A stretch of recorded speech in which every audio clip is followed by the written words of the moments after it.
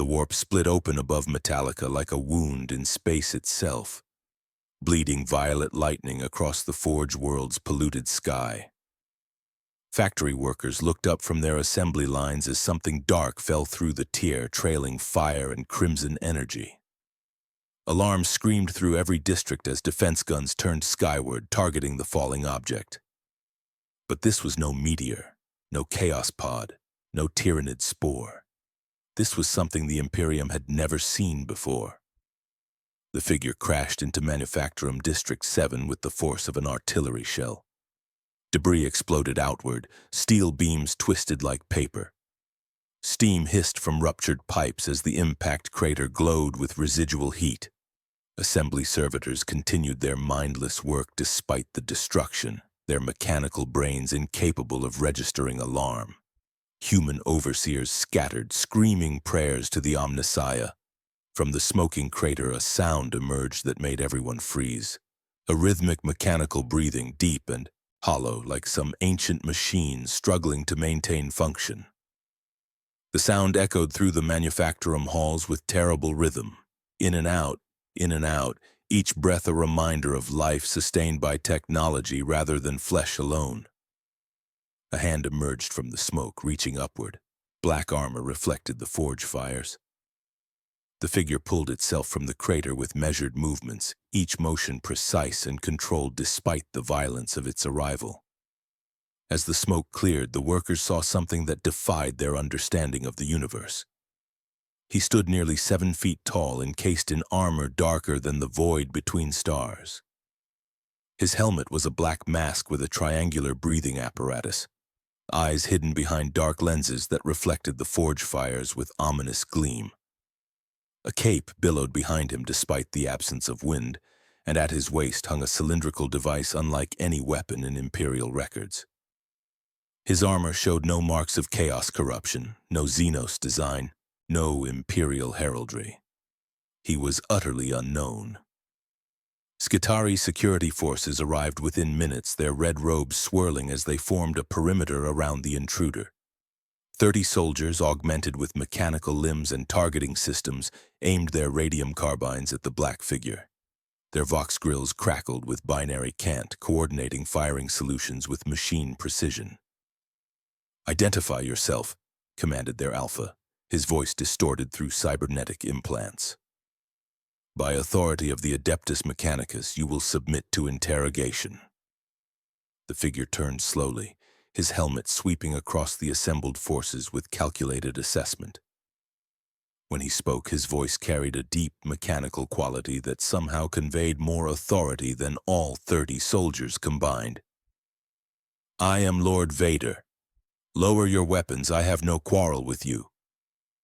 The Skitarii Alpha processed this statement through his augmented logic centers. The intruder showed no signs of immediate hostility, yet represented an unknown threat of highest magnitude. Threat assessment protocols demanded immediate neutralization. "Fire," the Alpha commanded. 30 radium carbines opened fire simultaneously. The rounds, each laced with deadly radiation and capable of punching through industrial plating and carapace armor, streaked toward Vader's position. But they never arrived. 3 feet from his body, every single bullet stopped in mid-air, hanging motionless as if frozen in time. The Skitarii stared in mechanical confusion at the impossible sight. Vader raised one hand, his breathing unchanged in rhythm despite the display of power. With a slight gesture, he closed his fist. Every radium carbine in the perimeter crumpled like cheap tin, barrels warping, mechanisms collapsing inward. The weapons fell from useless mechanical hands as 30 soldiers found themselves suddenly disarmed. "I said lower your weapons," Vader repeated, his tone carrying an edge of impatience. "Do not make me repeat myself again." Before the Skitarii could respond, a new sound filled the Manufacturum. Heavy mechanical footsteps far larger than human scale. From the northern entrance emerged a figure that towered over even Vader. Magos Dominus Krell stood 12 feet tall, his body more machine than man. mounted on 4 mechanical spider legs that clicked against the metal floor. Multiple arms extended from his robed torso, each ending in different tools and weapons. His face was hidden behind a bronze mask shaped like a human skull, with glowing green eye lenses that whirred as they focused on the intruder.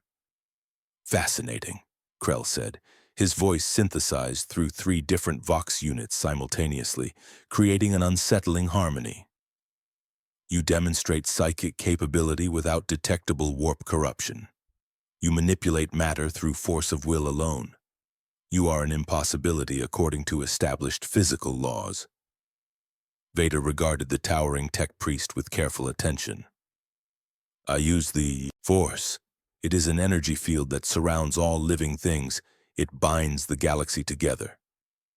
Krell's mechanical arms twitched with excitement. Data streams flickered across the visual displays built into his robes. "Energy field. Measurable. Observable. Reproducible.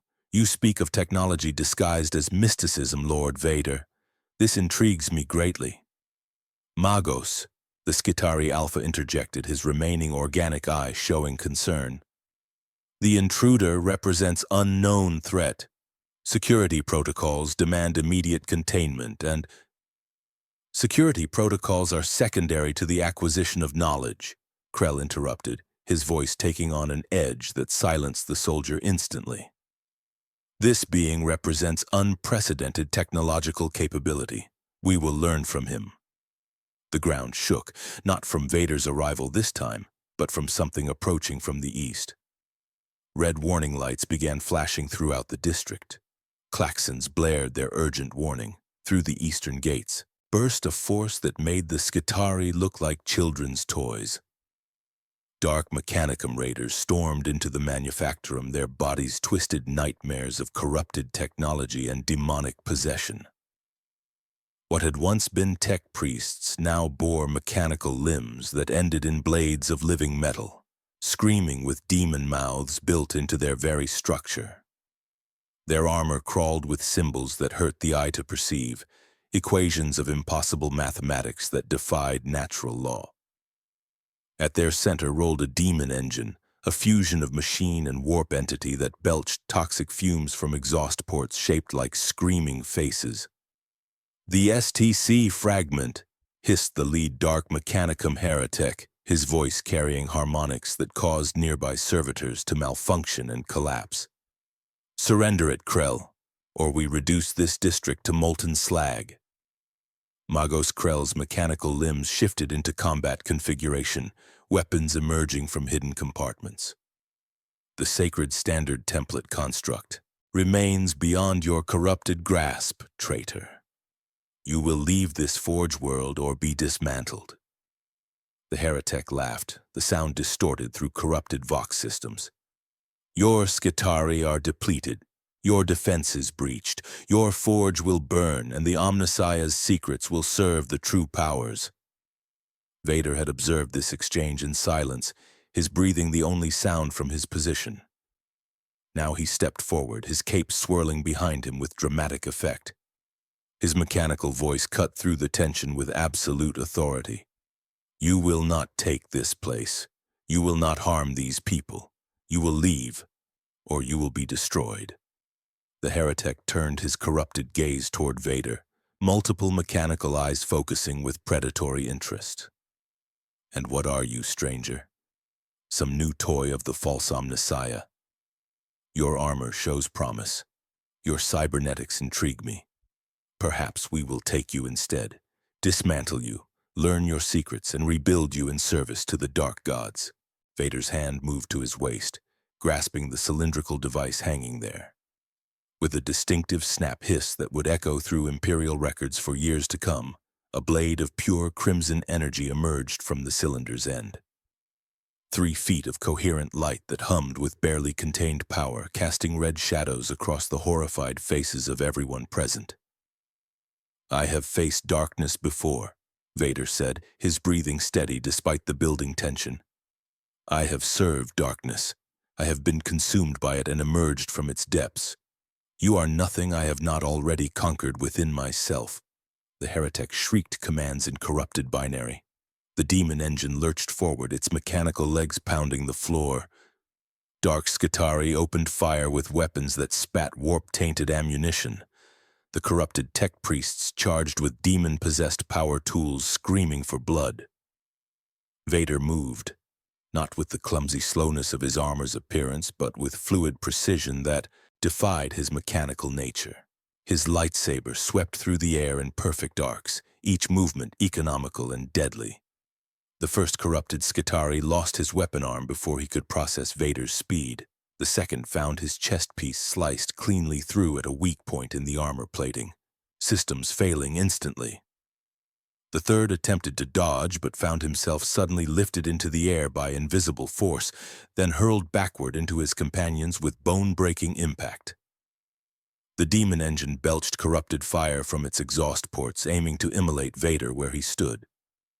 But Vader raised his free hand, palm outward, and the flames parted around him like water around stone. The fire curved impossibly, redirected by will alone, splashing harmlessly against the walls behind him. Magos Krell watched with sensors operating at maximum capacity, recording every microsecond of the combat. His analysis circuits struggled to process what they observed. The intruder demonstrated abilities that violated known physics, yet clearly operated within some measurable framework. The energy blade cut through blessed ceramite and corrupted armor with equal ease when properly applied. The invisible force manipulated mass despite absence of visible mechanisms. It was technology beyond Mechanicus understanding, and Krell found himself experiencing something his augmented brain rarely permitted: wonder. Vader advanced on the heretic leader, deflecting incoming fire with casual sweeps of his blade. Bullets, last bolts, and warp-tainted projectiles all met the crimson energy and were either deflected or vaporized. When a corrupted tech priest lunged at him with demon-possessed chainsaws, Vader didn't even break stride. He gestured with his left hand, and the attacker's throat constricted as if caught in an invisible grip. The tech priest clawed at his own neck, servos whining as he struggled against the crushing force before collapsing in a twitching heap. "Your corruption disgusts me," Vader said, his voice carrying across the battlefield despite the chaos. "You have taken sacred technology and twisted it to serve entities of pure malevolence. You are beyond redemption." The heretic backed away, his corrupted confidence finally cracking. "What are you? No psyker moves like this. No space marine demonstrates such precision. You are something new, something unknown." "I am the consequence of choices," Vader replied, his lightsaber humming as he advanced. "I am what happens when power is used without wisdom.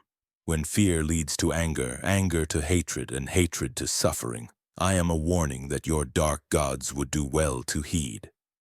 With a final surge of effort, the demon engine launched itself at Vader, all its corrupted mass and warp-empowered strength focused on crushing this single opponent. Vader stood his ground, raising both hands toward the charging monstrosity. The force erupted from him in a wave of concentrated will. The demon engine stopped mid-charge, suspended 3 feet from Vader's position, its mechanical legs thrashing uselessly in the air. Then, with terrible slowness, the demon engine began to compress. Metal screamed as it bent inward. Demon flesh trapped within machinery howled in pain and rage. The hull crumpled like paper in a giant's fist. Internal systems exploded as pressure exceeded tolerance. Oil and ichor mixed as the whole corrupted construct collapsed into a sphere of twisted metal and dying demon matter. Vader released his grip. The sphere crashed to the ground with a sound like a bell of doom. The remaining Dark Mechanicum forces broke, fleeing through the eastern gates with their surviving leader screaming retreat protocols in corrupted binary. Silence fell over the manufactorum, broken only by Vader's rhythmic breathing. The Skitarii stared at him with sensors operating at full capacity, trying to process what they had witnessed. Magos Krell descended from his elevated position, his spider legs clicking as he approached the dark warrior who had just saved his forge. "Lord Vader," Krell said, his synthesized voice carrying genuine respect. The Adeptus Mechanicus acknowledges a debt of preservation. You have defended sacred technology against corruption. You have demonstrated capability that surpasses understanding.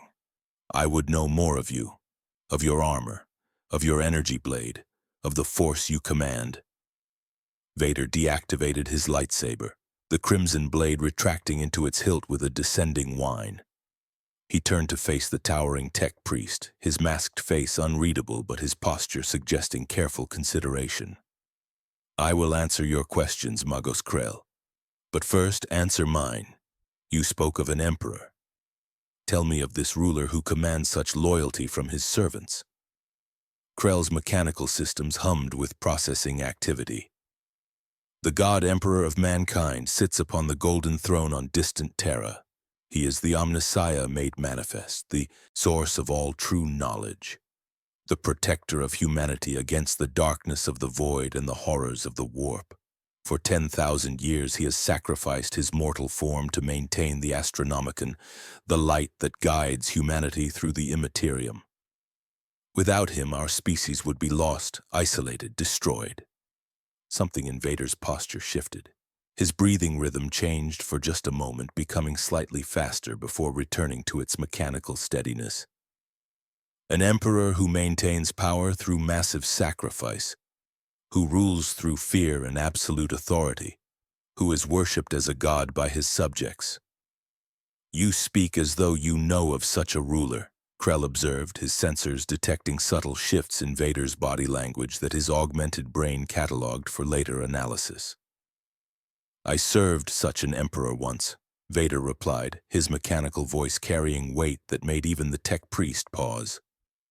His name was Palpatine. He ruled through lies, through manipulation, through the promise of order at the cost of freedom. I was his enforcer, his weapon, his right hand of terror. And this Palpatine, Krell asked carefully, does he rule still? He is dead. I killed him to save my son.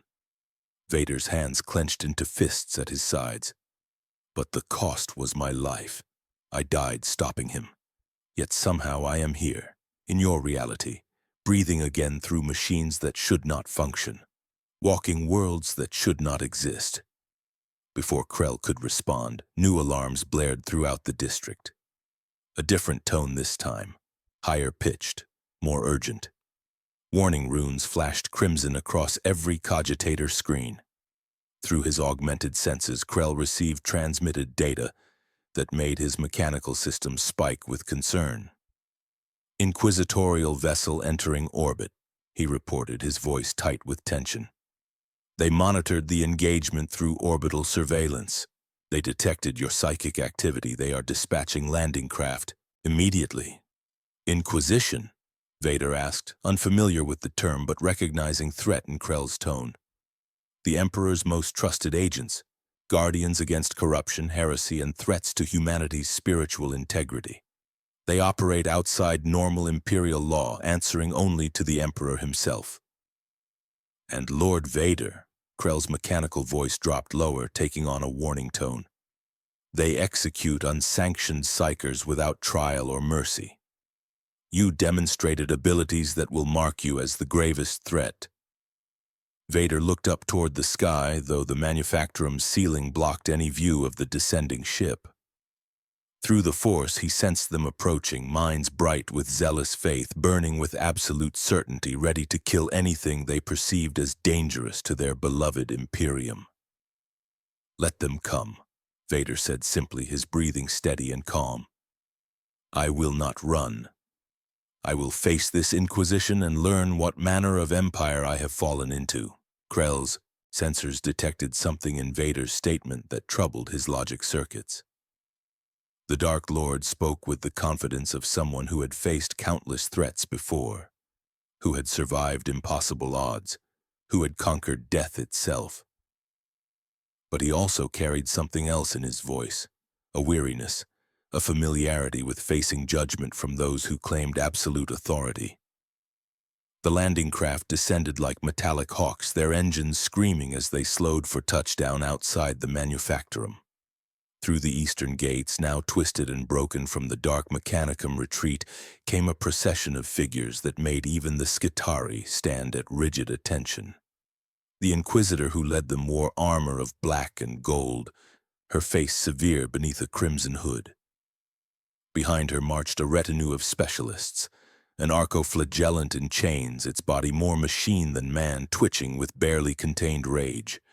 A sanctioned psyker bound in psychic dampening collar, his eyes milky white with barely controlled power. Crusaders in ornate armor carrying massive power swords. And bringing up the rear, a figure in the distinctive armor of the Adeptus Astartes. But this space marine wore black armor decorated with white crosses and red Templar markings. Purity seals covered every surface of his warplate, each one inscribed with prayers and oaths. At his waist hung a bolt pistol and a chainsword, both weapons blessed by dozens of chaplains. This was a Black Templar, member of the chapter most notorious for their hatred of psychers, their zealous intolerance of anything they perceived as witchcraft. The Inquisitor stopped 20 feet from Vader, her hand resting on the bolt pistol at her hip. When she spoke, her voice carried the absolute authority of one who had condemned thousands to death for the crime of being different. I am Inquisitor Kayla Vorn of the Ordo Hereticus. You are an unsanctioned psyker operating within Imperial space. By the authority of the God Emperor himself, you will submit to immediate examination and interrogation. Resistance will be considered admission of guilt and punished with immediate execution. Vader stood motionless, his breathing the only sound in the sudden silence. The Force swirled around him, responding to the tension, to the threat, to the familiar sensation of being judged by those who feared what they could not control. I will not submit to your examination, he said simply, his mechanical voice carrying across the space between them with finality. I have done nothing wrong. I defended this place against corruption. I harmed no innocents. Your authority means nothing to me. The Black Templar stepped forward, his hand moving to his chainsword. Through his helmet's vox grill came a voice distorted by rage barely held in check. Heretic, witch, abomination, you dare refuse the Inquisition's lawful command? You dare question the Emperor's authority? The Space Marine's hand tightened on his weapon. I am Castellan Adelhard of the Black Templars. I have spent 3 centuries purging your kind from the Emperor's realm. You will kneel, or you will die. Vader's head turned toward the massive warrior, and though his mask showed no expression, everyone present felt the weight of his gaze. I knelt to an emperor once. I served with absolute loyalty, crushed his enemies, and forced his will across an entire galaxy. That emperor betrayed everything I believed in, corrupted me, twisted me into a weapon of terror and oppression. He raised his hand, and without touching anything physical, lifted a piece of debris from the nearby battle. The twisted metal floated between him and the assembled inquisitorial forces, demonstrating his power with casual ease. I will never kneel to another emperor, never submit to authority simply because it demands submission. Never allow fear of my power to dictate my choices. The debris crumpled in the air, compressed by invisible force. I have paid the price for my failures. I have earned my redemption through sacrifice. I owe this Imperium nothing. Inquisitor Vorn's eyes narrowed. Her hand moved fractionally closer to her bolt pistol. Then you condemn yourself. Castellan Adelhard, you are authorized to... The Vox system throughout the entire manufactorum crackled to life, interrupting her death sentence. A new voice emerged, one that carried harmonics beyond human capability, one that spoke with the authority of something far greater than any single Inquisitor. Astropathic transmission incoming. Priority absolute. Custodes authorization detected. Stand by for relay from Terra. Every human in the district dropped to one knee instantly, their training overriding conscious thought. Even Castellan Adelhard knelt, his massive armor servo motors groaning with the movement. Only Vader remained standing, watching this display with careful interest. The message that followed was brief but carried implications that would reshape the immediate future. To all Imperial forces in the Metallica system, the anomaly designated Vader represents unprecedented capability requiring highest-level assessment. By order of the Adeptus Custodes acting under inquisitorial extremis protocols, the entity is to be transported to Terra immediately. No harm will come to him during transit. This is not negotiable. Compliance is mandatory. Silence fell over the manufactorum like a burial shroud.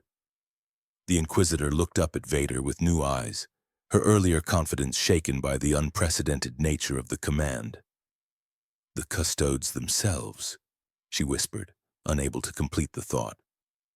Vader stood in the center of the district, surrounded by warriors who had been ready to kill him moments before, now bound by their absolute faith to protect him instead. Above them all, beyond the polluted atmosphere, beyond the orbit where inquisitorial vessels patrolled, the Black Templar's battle barge received the same transmission, and in the warp-shrouded space between dimensions, something else took notice of Vader's arrival. Entities of pure malevolence, feeding on emotion and belief, turned their attention toward this new player in their eternal game. They sensed his anger, his hatred, his suffering accumulated over decades of darkness, and they hungered to claim him as their own. The journey to the Black Templar's battle barge took 3 hours aboard a gunship that trembled with barely contained rage. Castellan Adelhard sat across from Vader in the transport's hold, his massive frame filling the reinforced seat. Between them hung tension thick enough to cut with a blade. The Space Marine had not spoken since departure, but his hand never strayed far from his chainsword. Vader observed the warrior through the Force, sensing the barely controlled fury that burned within him like a furnace. This Adelhard was no mindless fanatic. His hatred of psychers came from experience, from witnessing corruption firsthand, from losing brothers to the touch of chaos. His faith was a weapon he had forged through centuries of warfare against enemies that defied natural law. "You judge me without knowing what I am," Vader said finally, his mechanical voice breaking the silence. "You see only power you do not understand and assume corruption." Adelhard's helmet turned toward him, eye lenses glowing with amber light.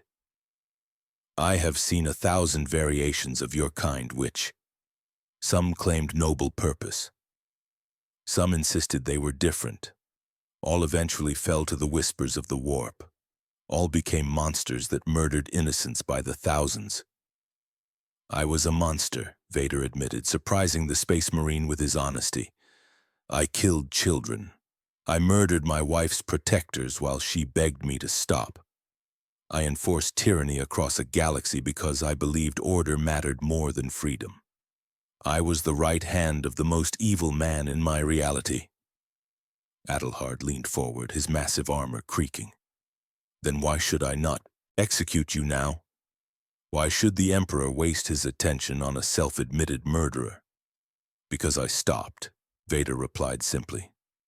"Because my son believed I could be redeemed even when I did not believe it myself. Because in my final moments I chose to save him rather than serve my Emperor. Because I died to stop the monster I had become." The Space Marine was silent for long moments, processing this confession. "Redemption is not a luxury this galaxy affords, Witch. There is only duty until death, service without end. The sins you describe would earn execution in the Imperium, not a second chance." "Then perhaps that is why your empire is dying," Vader said quietly. "An empire that offers no hope of redemption, no path back from darkness, creates only despair.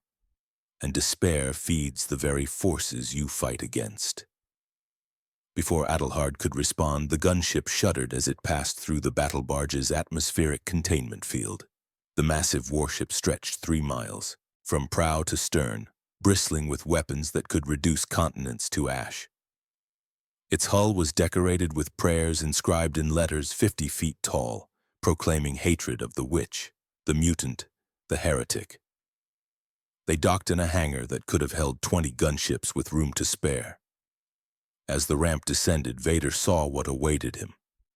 200 Black Templars stood at attention in perfect formation, their black armor gleaming under harsh lumens. Each warrior carried a bolt pistol and chainsword. Each had fought for decades or centuries. Each radiated absolute certainty in their righteous purpose. At their head stood a figure who commanded immediate attention. Reclusiarch Merrick wore armor decorated with more purity seals than Vader could count, each one a prayer against corruption. His face was hidden behind a skull-shaped helmet that made even Vader's mask seem welcoming. In his hands he carried a Crozius Arcanum, a power weapon shaped like a stylized eagle that crackled with energy. "Bring the witch forward," Merrick commanded, his voice amplified through Vox systems that made it boom like thunder in the enclosed space. Adelhard gestured for Vader to descend. The Dark Lord walked down the ramp with measured steps, his cape billowing behind him. He stopped 10 feet from the assembled Space Marines, alone and surrounded by warriors designed specifically for killing beings like him. "I am Reclusiarch Merrick," the chaplain stated, his skull helmet focusing on Vader with sensors that measured everything from body temperature to psychic emissions. "For 300 years I have purged the witch from the Emperor's realm. I have burned 1,000 psychers who claimed innocence. I have executed children whose only crime was being born with cursed abilities. I have done this without hesitation, without mercy, because it is necessary for humanity's survival." Vader said nothing, simply standing before judgment as he had stood before his son in his final moments. The force swirled around him, responding to the threat, but he kept it controlled, contained. "You claim to serve no god of chaos," Merrick continued, pacing before Vader like a predator circling prey. "You claim your power comes from something called the Force. You claim redemption from past sins. These claims mean nothing. What matters is what I observe, and I observe power without sanction, ability without control, threat without containment." The Reclusiarch stopped directly in front of Vader, close enough that their armor nearly touched. "Give me one reason why I should not execute you now and present your corpse to the Emperor as proof of our continued vigilance." "Because you are afraid," Vader said simply. Every Space Marine in the hangar tensed. Hands moved to weapons. The temperature seemed to drop as 200 warriors prepared for violence, but Merrick raised one hand, commanding stillness. "Explain yourself, witch, before I decide you have condemned yourself through insult. You are afraid of what I represent," Vader continued, his mechanical breathing steady despite the tension. "Not just my power, but my story. A servant of darkness who found redemption. A weapon of tyranny who chose differently. You fear this because your Imperium offers no such path. Your warriors who fall have only death awaiting them, no chance for return, no hope of salvation. And that fear makes you weaker, not stronger." Merrick's hand tightened on his Crozius until the weapon's haft creaked under the pressure. "We do not fear. We serve. There is no weakness in absolute faith." "I have heard those words before," Vader replied. "From Sith Lords, from Imperial officers, from everyone who served my Emperor without question. They believed their certainty made them strong. But certainty without compassion is just another form of blindness." For a moment, Vader thought he had pushed too far. The Reclusiarch's entire body radiated barely contained fury. But then Merrick made an unexpected gesture. He removed his skull helmet, revealing a face that bore scars from 100 battles. His eyes were hard but intelligent, capable of doubt despite his absolute statements. "You speak with the confidence of one who has faced what we face and survived," Merrick said quietly. "Very well, Lord Vader. Show me. Show me your power. Demonstrate why the Emperor himself demands your presence rather than your death. Prove you are more than just another witch who speaks pretty words while serving darkness." Vader considered this challenge carefully. A demonstration of power would either convince them of his control or confirm their fears of his threat. But remaining passive would solve nothing. These warriors understood only strength, only action, only proof through deed. "Very well," Vader agreed. But I will not fight your warriors. I will not harm those who serve their empire in good faith. Instead, I will show you what I am through what I was." He raised his hand, and the Force responded. But instead of attacking, instead of demonstrating destructive capability, Vader did something he had rarely attempted. He reached into his own memories and allowed the Force to make them visible to those around him, projecting images that hung in the air before the assembled Space Marines. They saw Anakin Skywalker as a child, a slave on a desert world dreaming of freedom and adventure. They saw him as a young man training to become a Jedi Knight, believing he could save everyone he loved. They saw his fear when his mother died in his arms, the first crack in his certainty. They saw his terror when nightmares predicted his wife's death, the desperation that made him vulnerable to manipulation. The images continued, Emperor Palpatine whispering promises of power, offering the ability to save those he loved. Anakin's fall to the dark side, his transformation into Darth Vader, the march on the Jedi Temple, the murder of children who trusted him, his battle with Obi-Wan on Mustafar, ending in burning agony as lava consumed his body. Then they saw the years that followed. Vader as the Emperor's enforcer, crushing rebellion, killing without mercy, becoming the symbol of tyranny across an entire galaxy. Planets burned at his command. Innocents died by his hand. He became exactly what Palpatine needed him to be, a weapon of pure terror. But the images did not stop there. They showed Luke Skywalker, Vader's son, refusing to kill him despite every reason to do so. They showed Luke's faith that his father could still be saved. They showed Vader's final choice, turning against his master, saving his son, dying as Anakin Skywalker rather than Darth Vader. The projection faded. Silence hung over the hangar like a shroud. 200 Space Marines stood motionless, processing what they had witnessed. They had seen corruption from within, watched a good man become a monster, witnessed the slow erosion of morality under the weight of fear and desperation. But they had also seen redemption. They had seen choice mattering even at the end. They had seen proof that darkness was not always final. Reclusiarch Merrick's scarred face showed conflict for the first time since Vader's arrival. "You show us your sins as if they are proof of worth. You murdered children, betrayed your order, served tyranny. By every law of the Imperium, these crimes demand death." "Yes," Vader agreed simply. "They do. I do not ask for forgiveness. I do not claim my redemption erases what I did. I simply state what is true. I was darkness, and I chose to become something else. That choice cost me everything. But it was the right choice." Adelhard stepped forward, his earlier hostility tempered by what he had witnessed. "Lord Vader speaks truth, Reclusiarch. I sense no deception in his words or his memories. He does not excuse his actions. He does not claim worthiness. He simply states what he is, a weapon that broke its maker rather than continue serving evil." Before Merrick could respond, warning klaxons screamed throughout the battle barge. Red emergency lighting flooded the hangar. Through the Vox system came an urgent transmission that made every warrior tense. "Warp signature detected. Multiple hostile contacts emerging from the Imperium. Configuration matches Word Bearer's warband. Estimated number 20 vessels. They are hailing us. They request to speak with Lord Vader." Merrick's eyes narrowed as he stared at Vader. "Explain. Now. Why do traitors of the Word-Bearers seek audience with you?"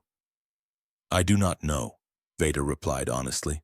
"I have never encountered them before." "Impossible. Chaos does not act without purpose. They detected your arrival. They followed you here. Something about you draws their attention." The Reclusiarch activated his Voxlink. "Bridge, relay their message." The voice that emerged from the Vox system carried harmonics that made even Space Marines grimace in discomfort. It resonated with warp energy, with the promise of forbidden knowledge, with the seductive corruption of chaos itself. "Lord Vader, fallen servant of a false emperor, We have sensed your arrival in this reality with great interest. Your anger calls to corn. Your hatred feeds the blood god with every breath. Your suffering echoes through the warp like a beacon. We come to offer you what your so-called redemption denied, true power unlimited by mortal weakness or sentiment. Vader felt something stir within him at these words. The dark side of the Force responded to the voice, recognizing something familiar in its promise. For a moment he was transported back to Palpatine's throne room, hearing similar offers, similar promises of power through embracing darkness. Reject the false emperor who demands your servitude, the voice continued, each word dripping with poisonous persuasion. Reject the weak morality that holds you back from your true potential. Your son saved you through mercy, but mercy is a lie. There is only power, and those strong enough to seize it. Join us. Become what you were meant to be, a champion of chaos, a herald of the true gods. The transmission ended. In the silence that followed, every space marine in the hangar turned toward Vader. Hands moved to weapons. The temperature seemed to drop as 200 warriors prepared to execute him if he showed even the slightest sign of accepting the offer. Vader's breathing remained steady, but inside he struggled with temptation.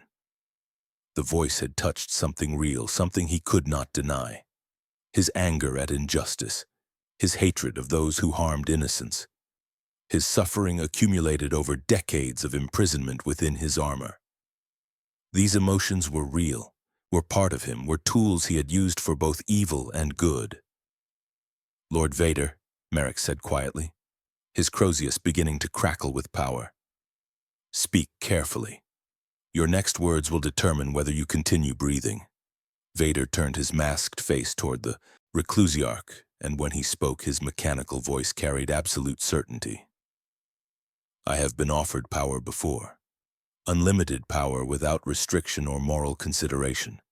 I accepted that offer once, and it destroyed everything I loved. I will not make that mistake again. He raised his hand, and every space marine tensed, ready to attack. But Vader simply gestured toward the ceiling, toward the space beyond where the word-bearer's fleet waited. Tell them I reject their offer. Tell them I have seen what their power creates, corruption, suffering, the destruction of everything that makes life worth living. Tell them that Darth Vader died saving his son, and what remains will not serve darkness again, no matter how seductive its promises. Merrick studied Vader for long moments, his scarred face impossible to read. Finally, he nodded once. Relay Lord Vader's response to the traitors, then prepare for engagement. They will not leave peacefully. The bridge acknowledged, and moments later, the word-bearer's response came through weapons fire. Lance batteries opened up, spearing through the void toward the Black Templar's battle barge. Void shields flared as they absorbed the impacts. Return fire streaked outward, torpedoes and macro-cannon rounds seeking enemy vessels. But this was not the main attack. On the tactical displays, smaller signatures appeared, boarding torpedoes launched from the word-bearer's ships, burning through space toward the battle barge's hull. They would carry Chaos Space Marines, warriors who had turned against the Emperor 10,000 years ago, now twisted by warp exposure into beings more demon than human. They seek to take you by force, Adelhard observed, his earlier hostility replaced by professional assessment. They will attempt to board us, fight through our defenses, capture you for whatever dark purposes their gods demand. Then we stop them, Vader said simply, his hand moving to his lightsaber. I have fought corrupted beings before. These Chaos Marines will be no different.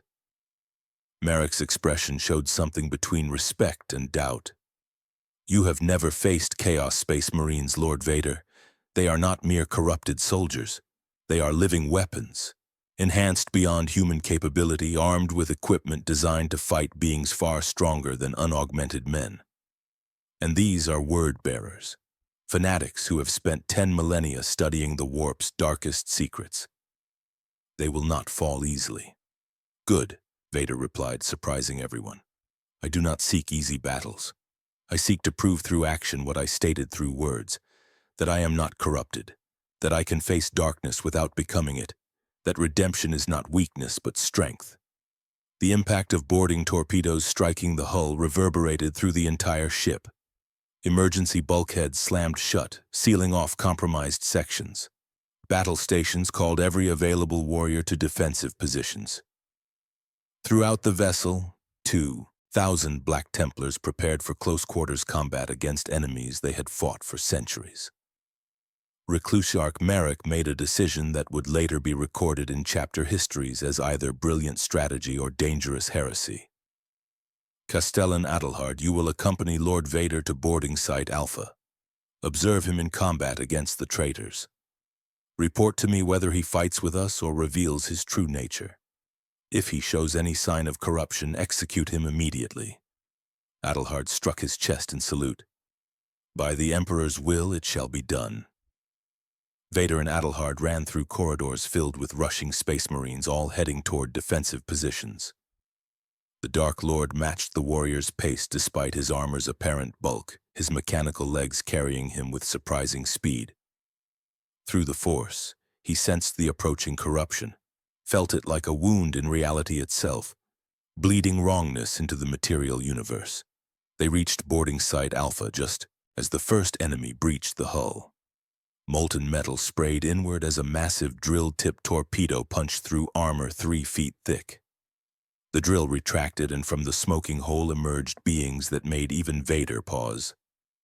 Chaos Space Marines of the Word-Bearers stepped through, their armor covered with scrolls inscribed with prayers to dark gods. Symbols burned across their warplate, equations of impossible mathematics that hurt to perceive.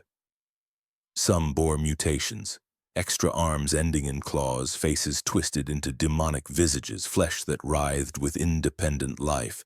They carried bolters decorated with bone and sinew, chainswords with teeth that screamed when they moved.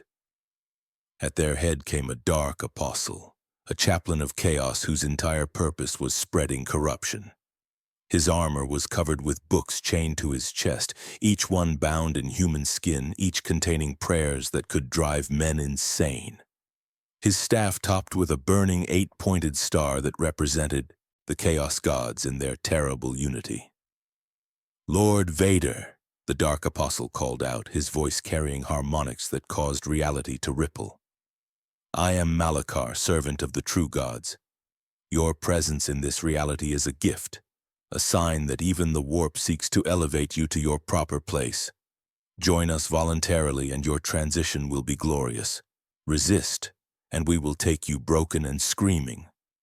Vader ignited his lightsaber, the crimson blade casting red shadows across his black armor. "I have heard these promises before. They always end the same way, with death and suffering for everyone foolish enough to believe them." Beside him, Adelhard drew his chainsword and bolt pistol, taking a combat stance practiced through 3 centuries of warfare. "You face the Black Templars, traitor. We have purged your kind from 100 worlds. We will purge you from this ship." Malachar laughed, the sound distorted through his corrupted vox grill.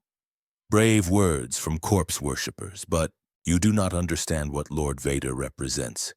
His anger, his hatred, his suffering, these are not weaknesses to be overcome.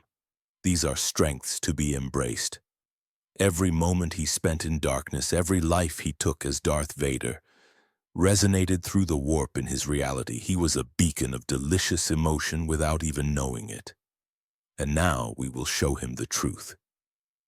The Dark Apostle raised his staff and warp energy exploded outward. Vader felt it wash over him like a wave of pure malevolence. It touched his anger, finding the rage he carried from decades of imprisonment in his armor. It caressed his hatred, feeding on every moment of frustration and pain. It wrapped around his suffering, amplifying the constant agony that kept him breathing through mechanical means. And for one terrible moment, Vader felt the truth in Malachar's words.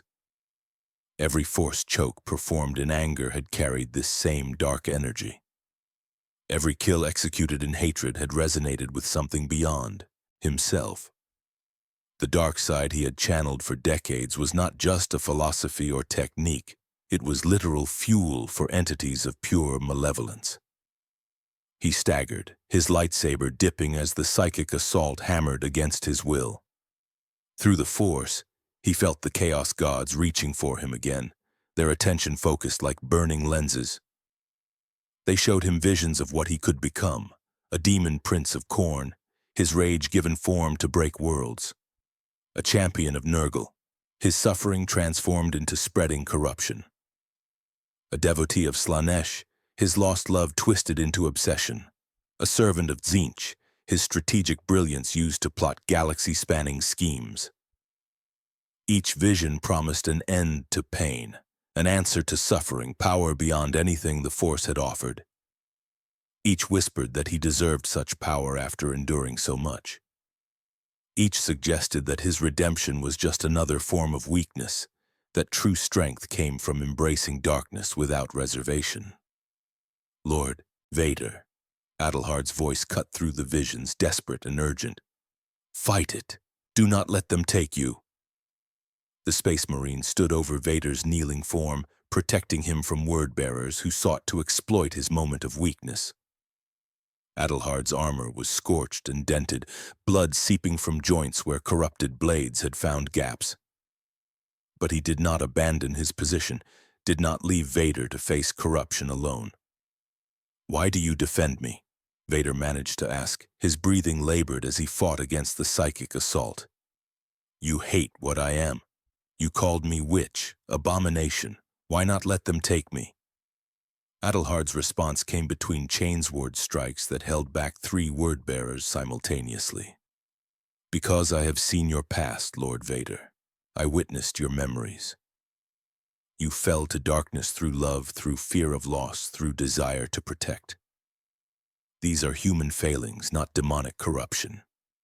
And you rose from darkness through the same, through love of your son, through choosing sacrifice over power.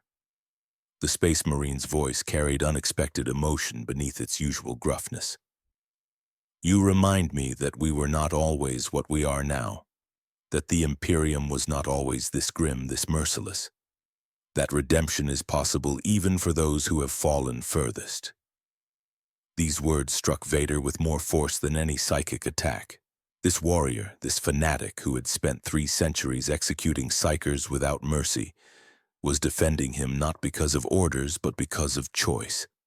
Because Vader's story had touched something the Imperium tried to bury beneath layers of ruthless pragmatism. Hope for something better. Vader rose to his feet, his breathing returning to steady rhythm. The visions of the Chaos Gods still surrounded him, still whispered their promises, but now he saw them for what they truly were. Not offers of power, but chains disguised as freedom.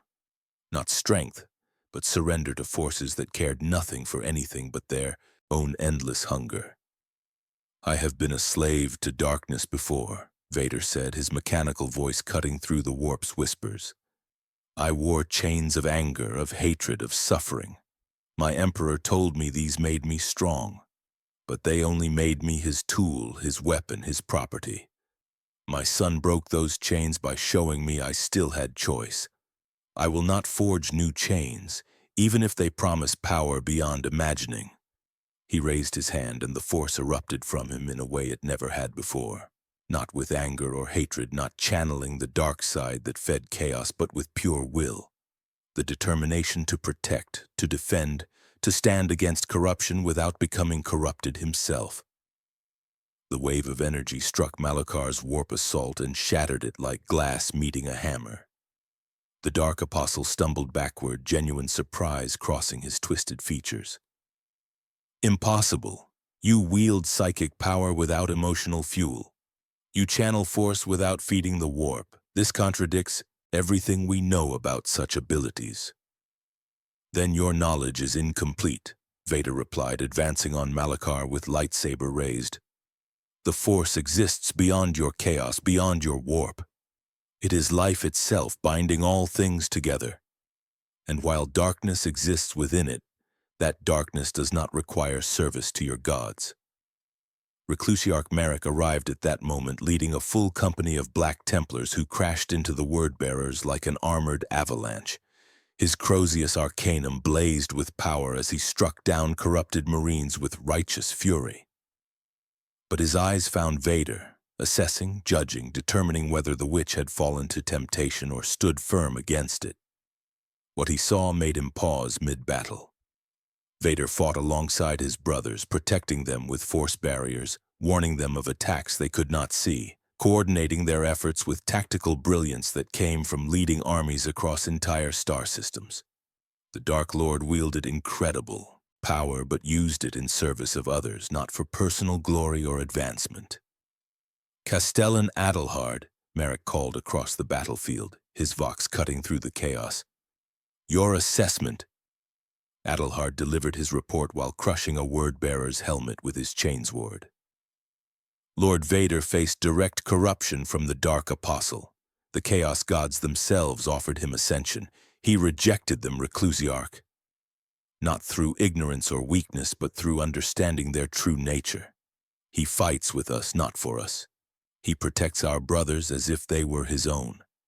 If this is corruption, then our definitions require revision. Malachar heard this exchange and laughed, the sound distorted through layers of warp influence. Foolish corpse worshippers. You think one moment of resistance proves anything? We are patient. We are eternal. Lord Vader's anger will betray him eventually. His hatred will feed our gods whether he wishes it or not. His suffering will, the Dark Apostles, words cut off as his chest exploded outward. He looked down in shock at the crimson blade protruding from his sternum, having been driven through his back with such speed he never sensed the attack. Vader stood behind him, having crossed 30 feet faster than even enhanced senses could track through a combination of force speed and tactical positioning. You talk too much, Vader said simply, withdrawing his lightsaber. Malachar collapsed, his corrupted body already beginning to dissolve as the warp claimed what remained of his soul. The remaining word-bearers broke at their leader's fall, retreating toward their boarding torpedo. Black Templars pursued with disciplined fury, cutting down stragglers, securing the breach point. Within minutes, the last enemy was either dead or driven back into the warp. The battle had been won. Merrick approached Vader slowly, his Crozius still crackling with power. The Reclusiarch studied the Dark Lord for long moments, his scarred face showing the conflict between doctrine and observed reality. Finally, he spoke with careful precision. Lord Vader, what you have done today contradicts everything I was taught about unsanctioned psychers. You wielded immense power in close proximity to chaos corruption and did not fall. You faced direct temptation from the dark gods and rejected them. You fought to protect warriors who would have executed you days ago. Merrick's grip on his Crozius loosened slightly. I do not understand what you are, but I begin to believe you may not be what I assumed. Before Vader could respond, new alarms screamed through the battle barge. Different from before, not the sound of enemy attack, but of something else entirely. The ship's sensors had detected an anomaly, a dimensional breach that matched no known warp signature. On the bridge, tactical displays showed impossible readings. A rift was opening in real space, not emerging from the warp, but tearing through from somewhere else entirely. Something was crossing between dimensions using technology beyond Imperial understanding. The Kryptonian Collectorate had found them. Ships emerged from the rift, sleek vessels that bore aesthetic similarities to the craft that had brought Superman to this reality. But where his arrival had been accident, theirs was deliberate. Where his technology remained pure, theirs showed signs of extensive modification and augmentation. These were Kryptonians who had spent millennia adapting, evolving, integrating technology from conquered dimensions. The lead vessel transmitted on all frequencies, its message delivered in Gothic that carried slight harmonic distortions suggesting machine translation from an utterly alien language. Scanning complete, unique biosignature confirmed, Target designated Vader possesses unprecedented combination of human and cybernetic systems. Midi-chlorian count exceeds all recorded measurements. Force sensitivity demonstrates quantum-level reality manipulation. Integration of this genetic template would advance collectorate efficiency by estimated 17%. Requesting immediate surrender for optimal processing. Vader felt every warrior on the bridge turn toward him.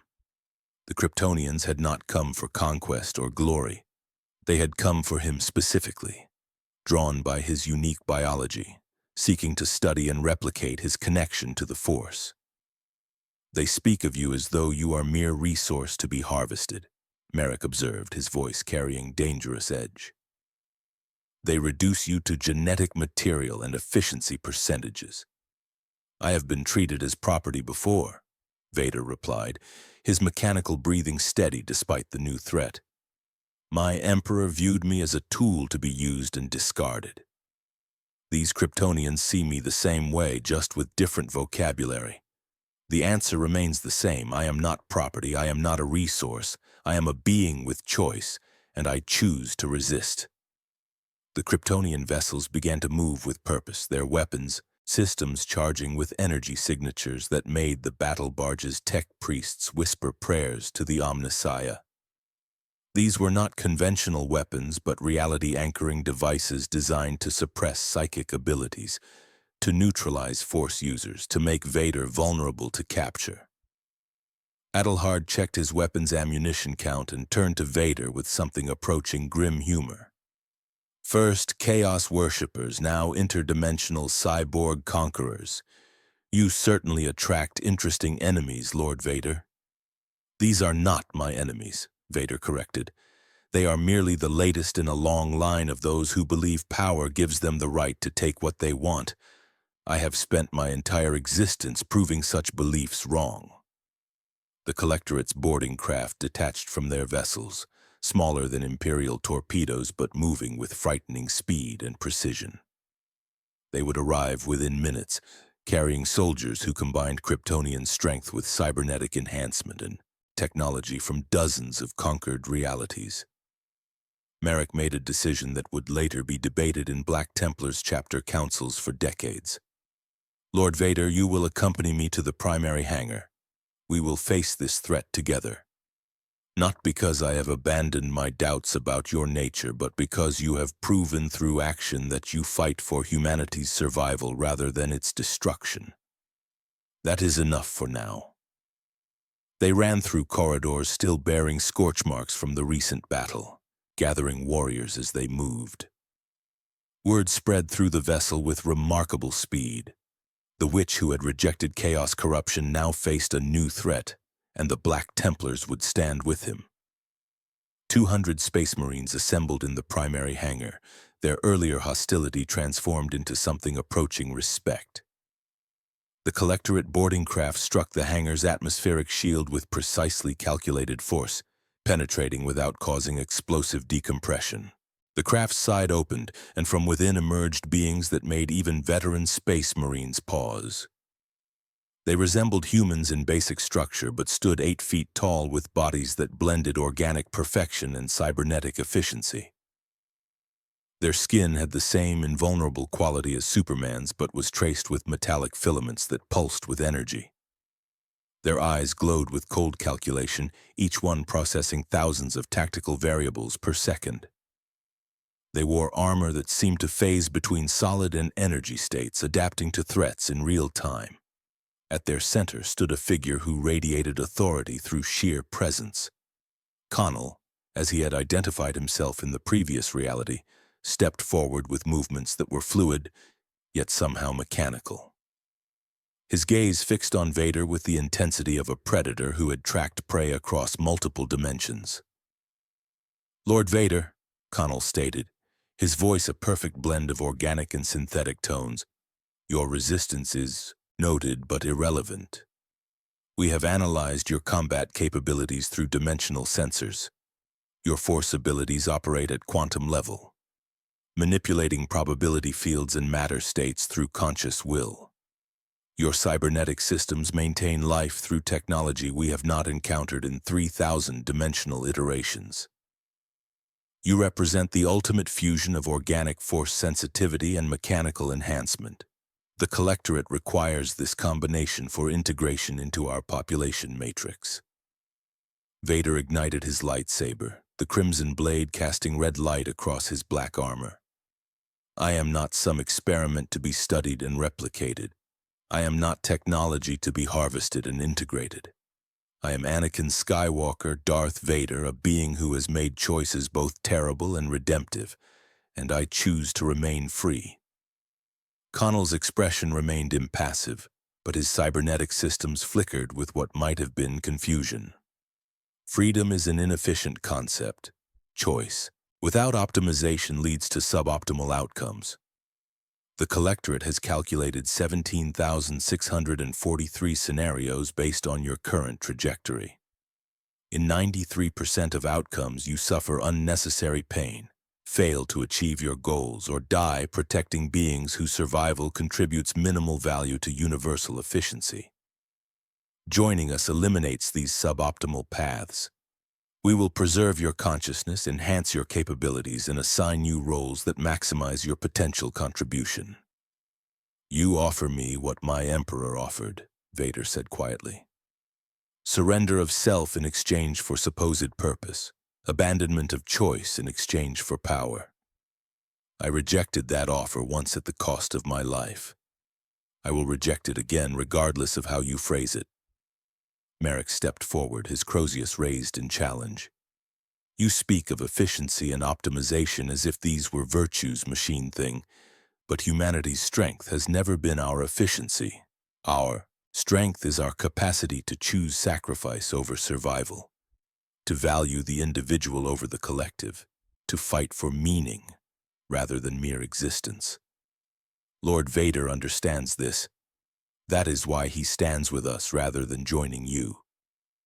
The Collectorate forces attacked with coordinated precision that made Imperial tactics look clumsy by comparison. They moved as one consciousness distributed across multiple bodies, each warrior aware of all others' positions and intentions. Their weapons fired energy that bypassed conventional armor, seeking to stun rather than kill, to preserve Vader's biology for integration. But they had made a critical miscalculation. They had analyzed Vader's capabilities, but not his allies. They had measured his force abilities, but not the faith-driven determination of the Black Templars who fought beside him. They had calculated efficiency, but not the unpredictable factor of beings who chose to fight for something beyond mere survival. Vader and Merrick moved through the battle like a sword with two edges. Where Vader's lightsaber cut through Collectorate armor with surgical precision at weak points and joints, Merrick's crozius shattered cybernetic systems with blessed fury. Where Vader used the Force to throw enemies into walls, Merrick led charges that broke their formations. They fought not as witch and witch hunter, but as warriors united against a common threat. Adelhard coordinated the broader battle, directing Space Marines with tactical brilliance honed through centuries of warfare. He recognized patterns in the Collectorate's movements, identified vulnerabilities in their coordination, exploited gaps in their overlapping fields of fire. His centuries fighting as part of the Black Templars had taught him that faith and fury could overcome even superior technology when applied with strategic intelligence. Connell observed the battle with sensors operating at full capacity, his cybernetic brain processing the unexpected resistance. His calculations had not accounted for the possibility that Vader would inspire loyalty in beings who had initially sought his death. The emotional bonds forming between the Dark Lord and these Space Marines represented variables beyond the Collectorate's understanding. Inefficient, irrational, yet somehow effective. Interesting, Connell stated, his tone carrying the first hint of emotion since his arrival. You have formed social bonds with beings who should logically be your enemies. This suggests consciousness preservation beyond mere biological drive. Perhaps integration of your template requires preservation of these social factors as well. He raised his hand, and reality rippled. The Collectorate possessed technology that could manipulate dimensional boundaries, that could create pockets of altered physics where their efficiency-driven logic became natural law. The hangar's gravity fluctuated wildly. Time seemed to flow at different rates in different areas. The laws that made resistance possible began to warp. But Vader had faced reality manipulation before. The dark side of the Force allowed its users to reshape the universe through will alone. He might have rejected the Chaos God's offers, but he retained knowledge of how power could alter fundamental laws. And unlike the Collectorate, he understood that some forces transcended mere physics, that consciousness, choice, and determination could push back against reality itself. He planted his feet and reached deep into the Force, not with anger or hatred, but with absolute certainty. Where Connell's technology tried to warp reality toward Collectorate efficiency, Vader's will asserted a different truth. That beings with choice mattered more than optimal outcomes, that individual consciousness held value beyond its contribution to collective efficiency, that freedom was not a weakness to be eliminated, but strength to be protected. The two forces met in the center of the hangar, technology against will, calculation against determination. Reality itself seemed to pause, uncertain which truth to accept. Then a third force joined the conflict.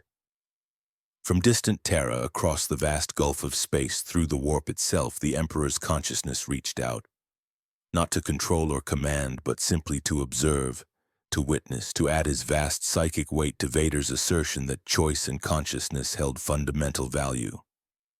The dimensional manipulation shattered.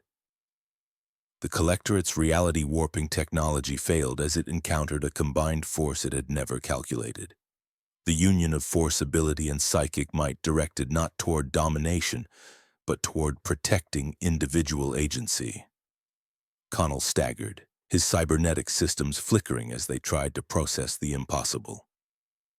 Unprecedented resistance, unknown variables exceeded predictive capacity by factor of 37. Tactical retreat advised. Data gathered provides sufficient foundation for next integration attempt despite mission failure. The Collectorate. Forces withdrew with the same coordinated efficiency they had demonstrated in attack. Within moments, their craft detached from the hangar, returning to their vessels, which began dimensional transit procedures. Before departing, Connell delivered one final transmission. Lord Vader, the Collectorate acknowledges your resistance, but we are patient beyond your comprehension. We have pursued optimal outcomes across 3,000 dimensions over 4 millennia. Your biology represents necessary advancement in our evolution. We will return with revised integration protocols. Your cooperation remains preferred but optional. Efficiency will be achieved regardless of your choices. The rift closed and the Kryptonian Collectorate vanished as suddenly as they had appeared. Silence fell over the hangar, broken only by the sound of Vader's mechanical breathing and the soft hum of Space Marine armor's power systems cycling down from combat readiness. Merrick turned to Vader, his scarred face showing something the Dark Lord had not expected to see: genuine concern. They will return as they promised. They possess technology beyond our understanding. They have resources spanning multiple realities. And they want you specifically, Lord Vader. The Imperium cannot protect you from such a threat indefinitely. Then it is fortunate, came a new voice, one that carried authority that made every Space Marine immediately drop to one knee. That protection is not the Emperor's intention. An astropath stood at the hangar's entrance, her blind eyes weeping blood from the strain of channeling a message across galactic distances. When she spoke, her voice carried harmonics beyond human capability, resonating with psychic power that came from the Golden Throne itself. Lord Vader, the Emperor commands your immediate presence on Terra, not for judgment, not for examination, but for a choice. The Master of Mankind has witnessed your rejection of chaos. He has observed your defense against the Collectorate. He has seen your effect on those who should be your enemies but have become your allies. And he offers you something the Imperium rarely grants: a genuine decision about your future made with full knowledge of its consequences. Vader stood among warriors who had tried to kill him days before, but now regarded him with respect earned through shared battle. He felt the weight of the Emperor's attention from across the galaxy.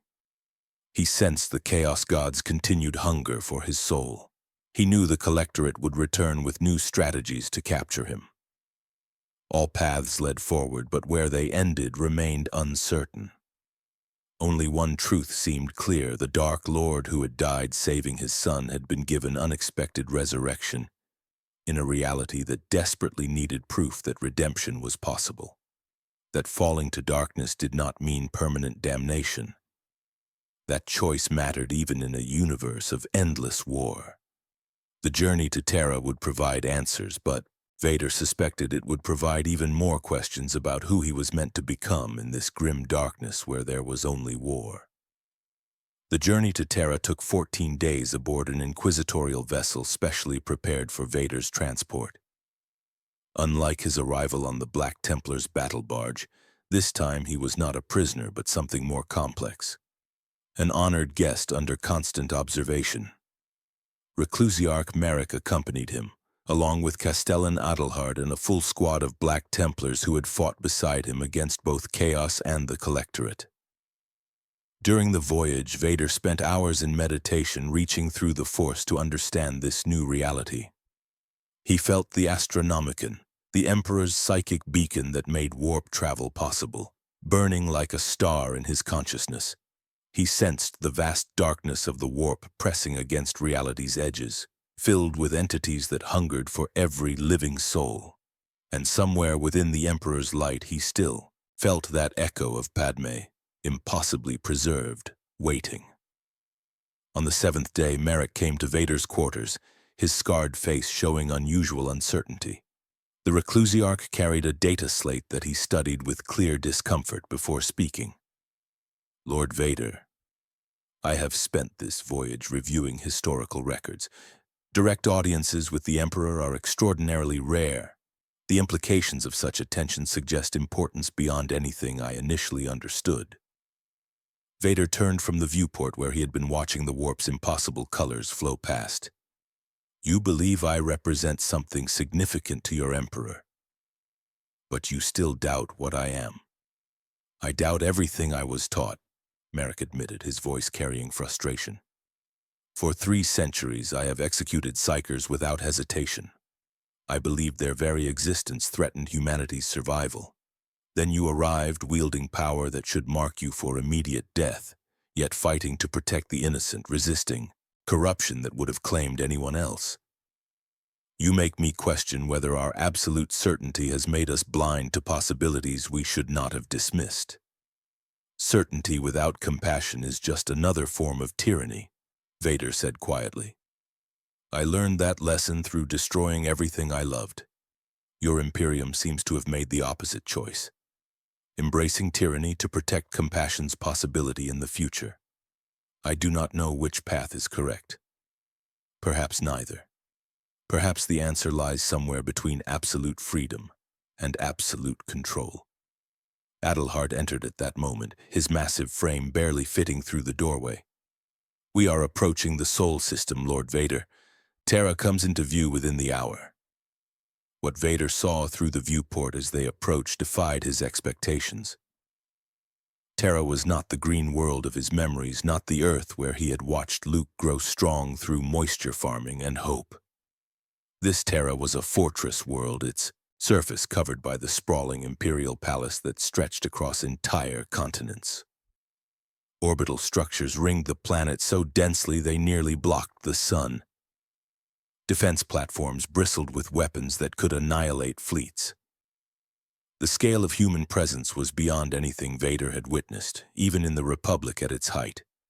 At the center of it all, visible even from orbit through psychic rather than physical sight, burned the Emperor's presence.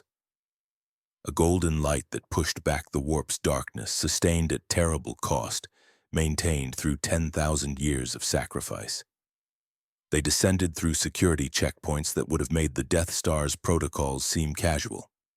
At each level, inquisitorial agents verified credentials, Tech priests scanned for corruption. Sanctioned psychers probed for taint.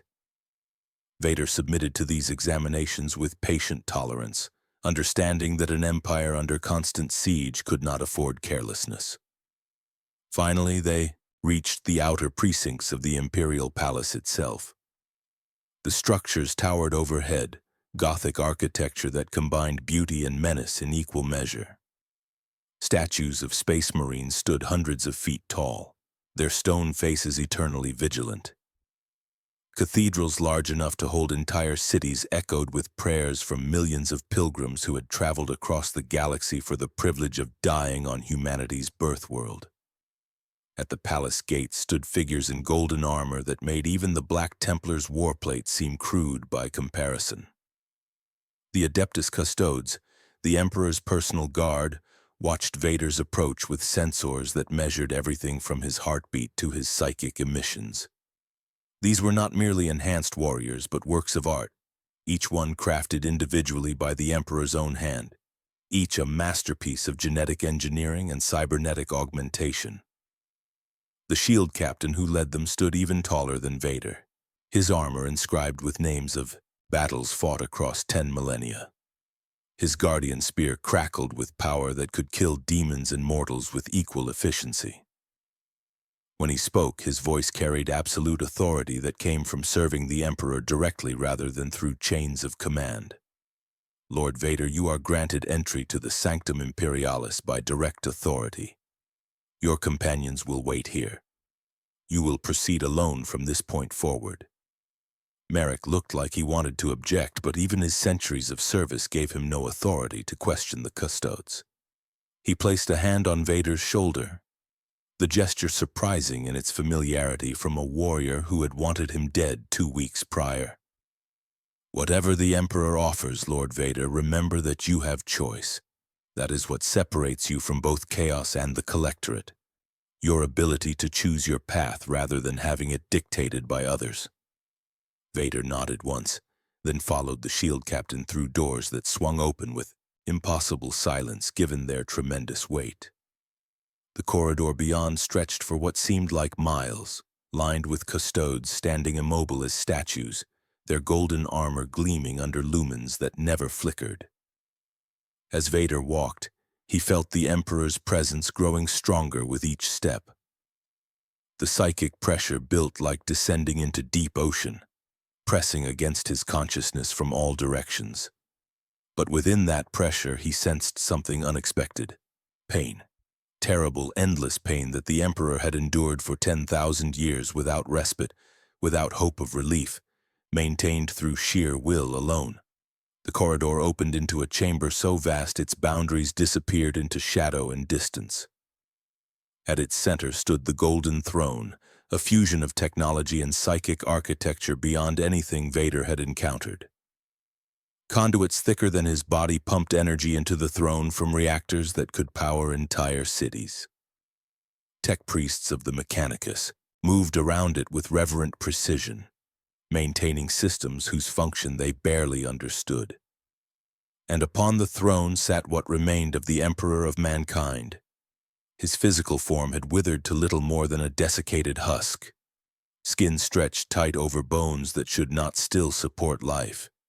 His hands gripped the throne's armrests with skeletal fingers that had not moved in millennia.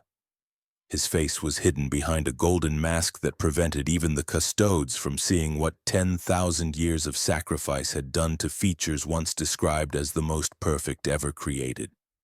Yet despite the body's condition, the psychic presence that radiated from the throne was overwhelming.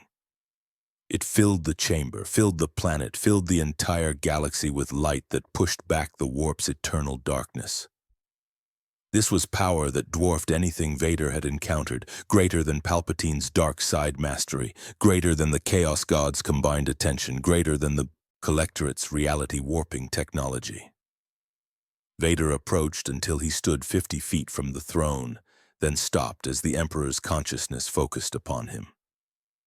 No words were spoken aloud, but communication occurred directly mind to mind, bypassing language entirely.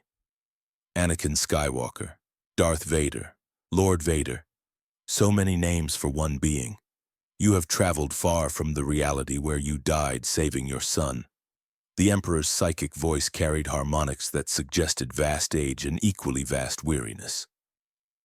This was not merely a ruler, but something that had transcended humanity while still serving it, that had become more and less than human simultaneously.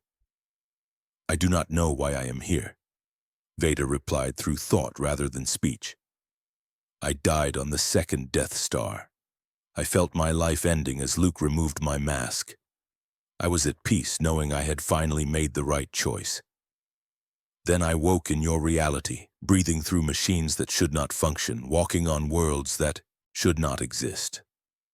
You are here because you were needed, not by accident or chance, but because the universe itself sometimes provides what is necessary. The Imperium touches all realities, Lord Vader. In your final moments, your consciousness resonated through the Force with such intensity that it created ripples across dimensional boundaries. Those ripples drew you here, to a reality that desperately needs proof that redemption is possible.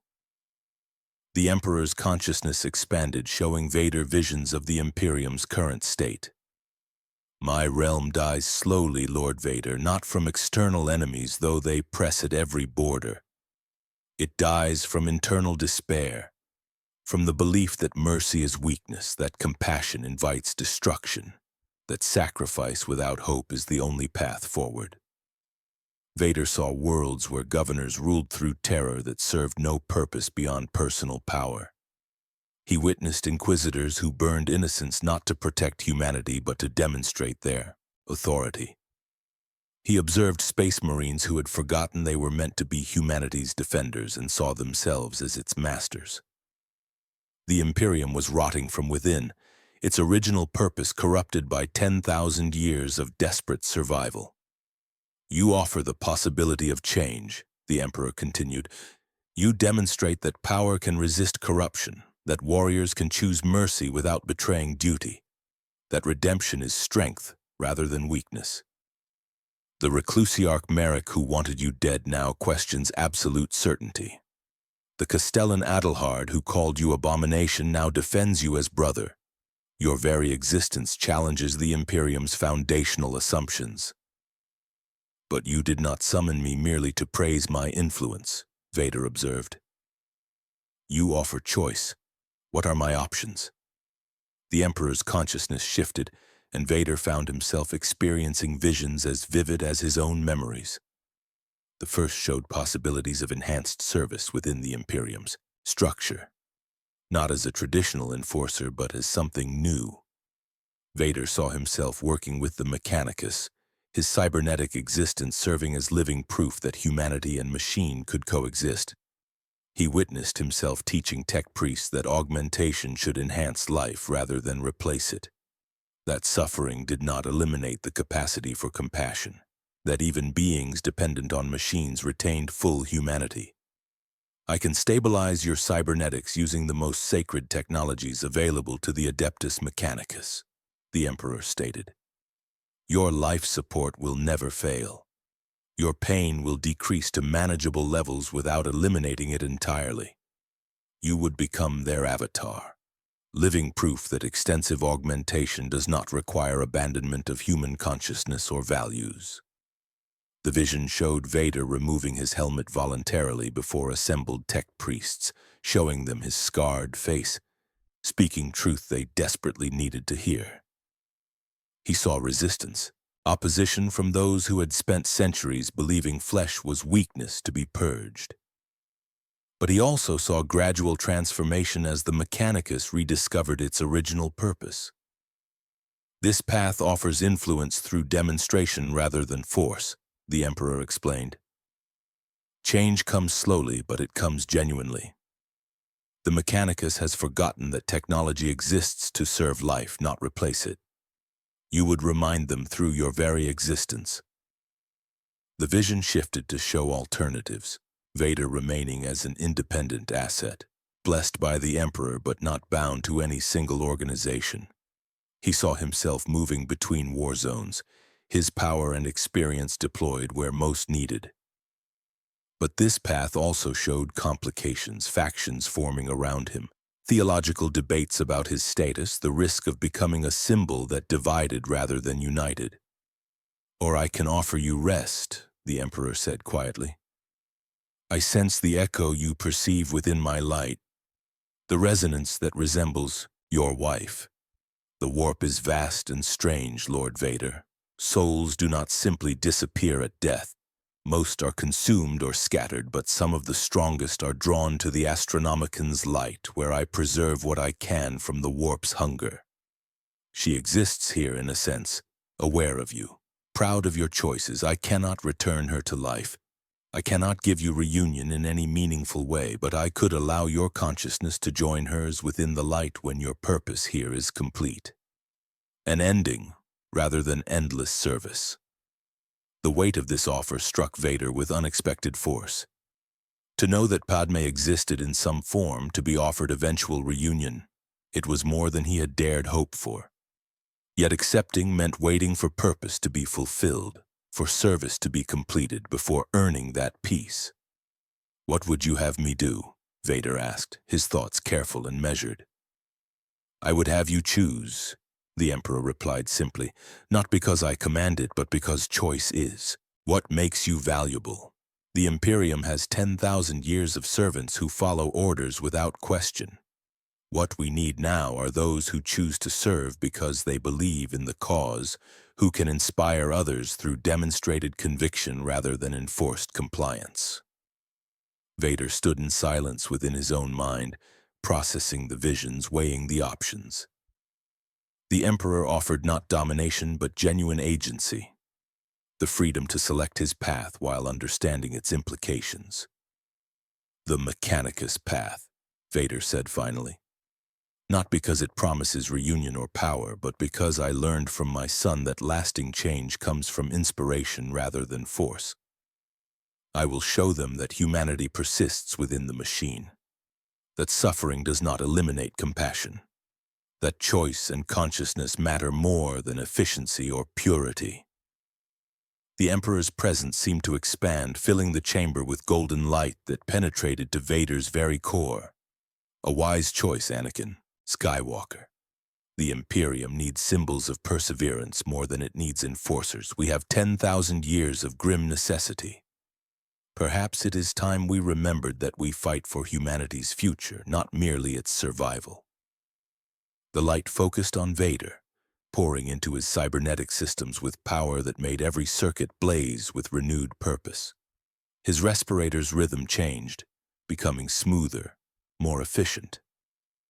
The constant pain that had accompanied every breath since Mustafar eased to levels that no longer consumed his every thought. His mechanical limbs responded with precision they had never achieved before, the lag and hesitation eliminated through masterful recalibration. But more than physical enhancement, Vader felt something else shifting. The Emperor's consciousness touched his connection to the Force, blessing it without controlling it, acknowledging it within the Imperium's framework without changing its fundamental nature. Where the Chaos Gods had sought to corrupt his power, the Emperor protected it. Where the Collectorate had wanted to study and replicate it, the Emperor recognized it as unique and inviolate. "You will be known as the omniscient emissary," the Emperor proclaimed, his psychic voice resonating through the palace and beyond. "Neither Space Marine nor Primarch, neither Psyker nor pure tech priest, but a bridge between all these things.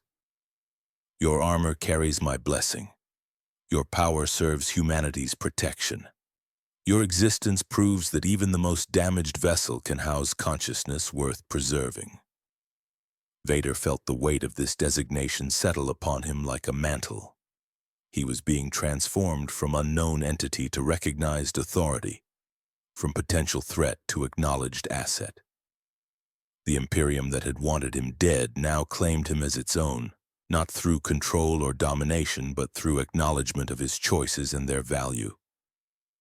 The Emperor's direct presence began to recede, the vast consciousness pulling back from intimate communication. But before withdrawing completely, one final message impressed itself upon Vader's mind. "The Chaos Gods will hate you for embodying redemption, Lord Vader. They will send champions to corrupt or destroy you. The Collectorate will return with new strategies to capture your template. The Imperium itself contains factions who will view your unorthodox nature as heresy. Your path will not be easy. But you have faced darkness before and emerged through choice rather than power.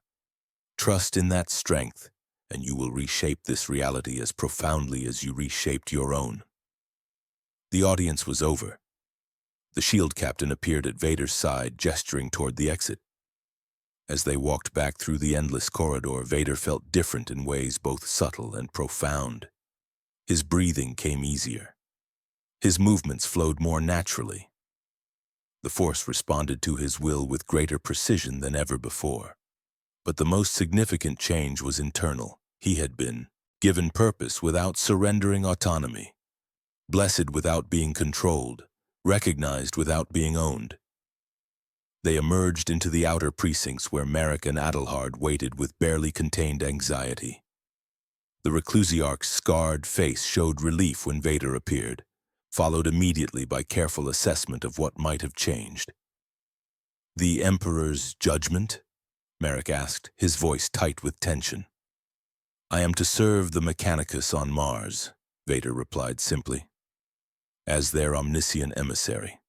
To teach them that humanity and machine need not be enemies, that augmentation serves life rather than replacing it, that consciousness persists even in the most damaged vessels." Adelhard's expression showed surprise.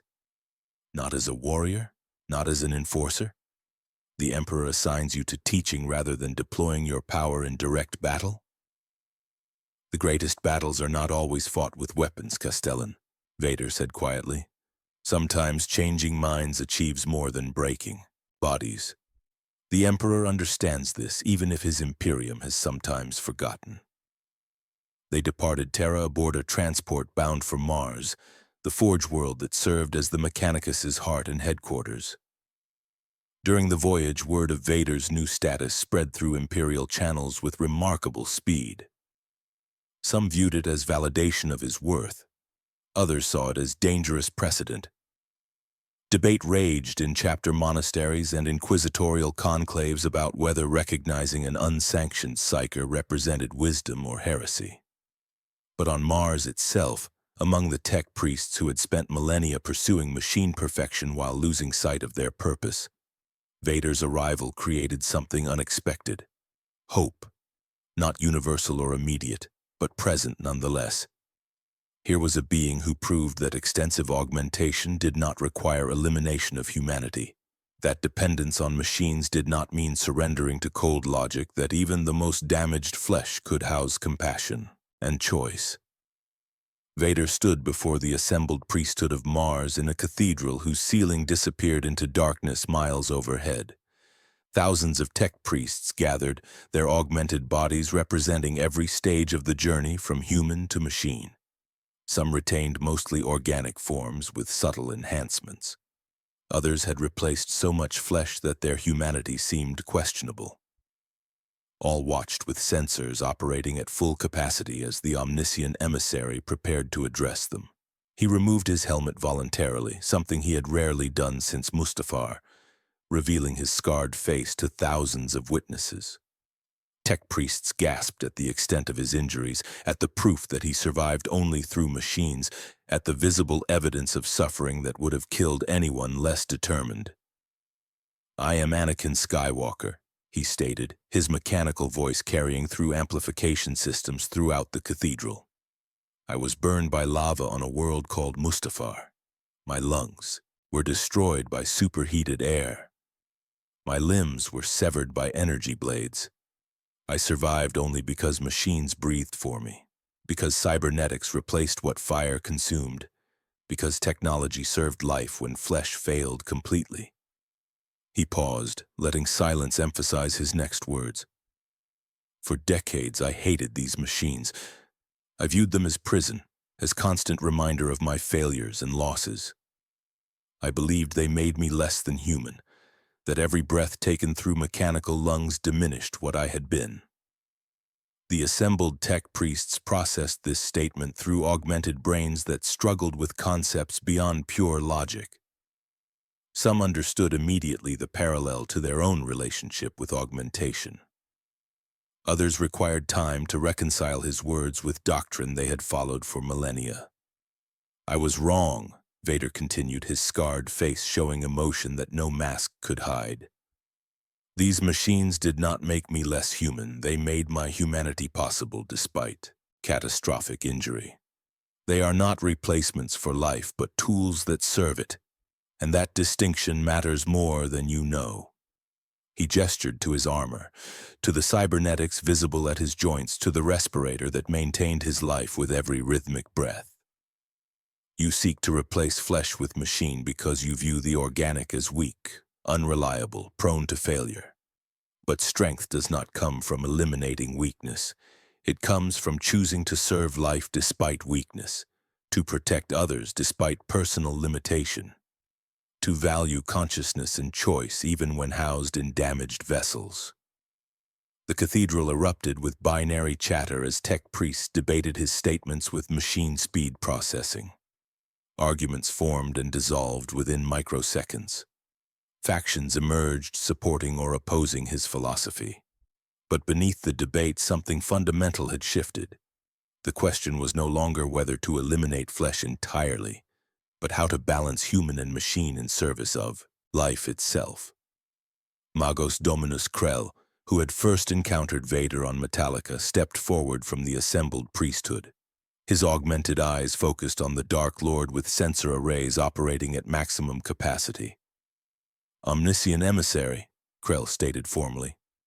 "The Mechanicus acknowledges your testimony, but implementation requires extensive deliberation, consensus building across forge worlds spanning the galaxy, reconciliation with established doctrine. Change comes slowly to those who have followed certain paths for 10 millennia. Then we begin the work," Vader replied simply. "Not through force or mandate, but through demonstration. I will show you what balance between human and machine achieves. I will prove that augmentation serves rather than replaces. And in time, perhaps the Mechanicus will remember that technology exists to protect life, not to eliminate it in pursuit of supposed perfection." Outside the cathedral, beyond Mars's polluted atmosphere, beyond the Sol system's defensive perimeter, the forces arrayed against Vader took notice of his transformation. In the warp's depths, the Chaos Gods raged at his sanctification, at the protection the Emperor's blessing provided against their corruption. They whispered to their champions, commanding them to destroy this symbol of redemption before his example spread too widely. Across dimensional boundaries, the Kryptonian Collectorate analyzed new data, calculating revised integration protocols, preparing for their next attempt to capture the genetic template that represented such significant evolutionary advancement. Their efficiency demanded his acquisition, and efficiency always prevailed given sufficient time and resources. And on distant worlds throughout the Imperium, warriors and citizens alike heard stories of the Dark Lord who had rejected chaos, resisted the Collectorate, and earned the Emperor's personal recognition. Some dismissed these stories as propaganda or exaggeration. Others wondered if they represented something more. Proof that in the grim darkness of the far future, where there was only war, redemption remained possible for even the most fallen. Vader stood upon the balcony of his sanctum within the Martian forges, looking up at stars that were not his own. His breathing echoed through the night with mechanical rhythm, no longer a sound of menace but of determination. The respirator that had once symbolized imprisonment now represented perseverance. The armor that had been his prison had become his purpose. He had been Anakin Skywalker, bright hero destined for greatness who fell to darkness through fear and desperation. He had been Darth Vader, dark enforcer who served tyranny through overwhelming power and terror. Now he was simply Vader, omniscient emissary, living proof that even beings broken beyond conventional repair retained value, choice, and the capacity to serve something greater than themselves. The galaxy was vast and hostile. Enemies, gathered in the darkness, preparing new attacks with patience that spanned millennia. Challenges awaited that would test everything he had learned through terrible cost. But Vader had faced darkness before and emerged from it through choice rather than power. He had died once to save his son from an empire built on fear and lies. In this new reality, he would live to save countless others by teaching them the truth he had learned. That redemption was not escape from consequences or elimination of suffering, but choosing to use even damaged, limited, flawed existence in service of life rather than death. And in the grim darkness of the far future, that choice mattered more than any amount of power, any perfection of form, any efficiency of function. The Dark Lord had found his purpose, and the Imperium of man would never be quite the same.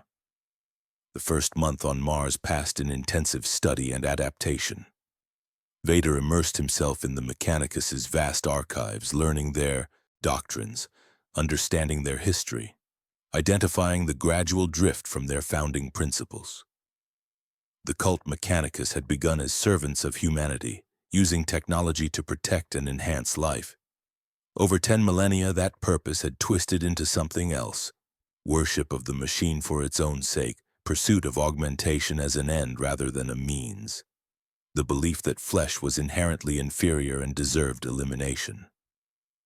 Magos Krell became Vader's primary liaison, the tech priest's curiosity about the omniscient emissary overcoming his initial caution.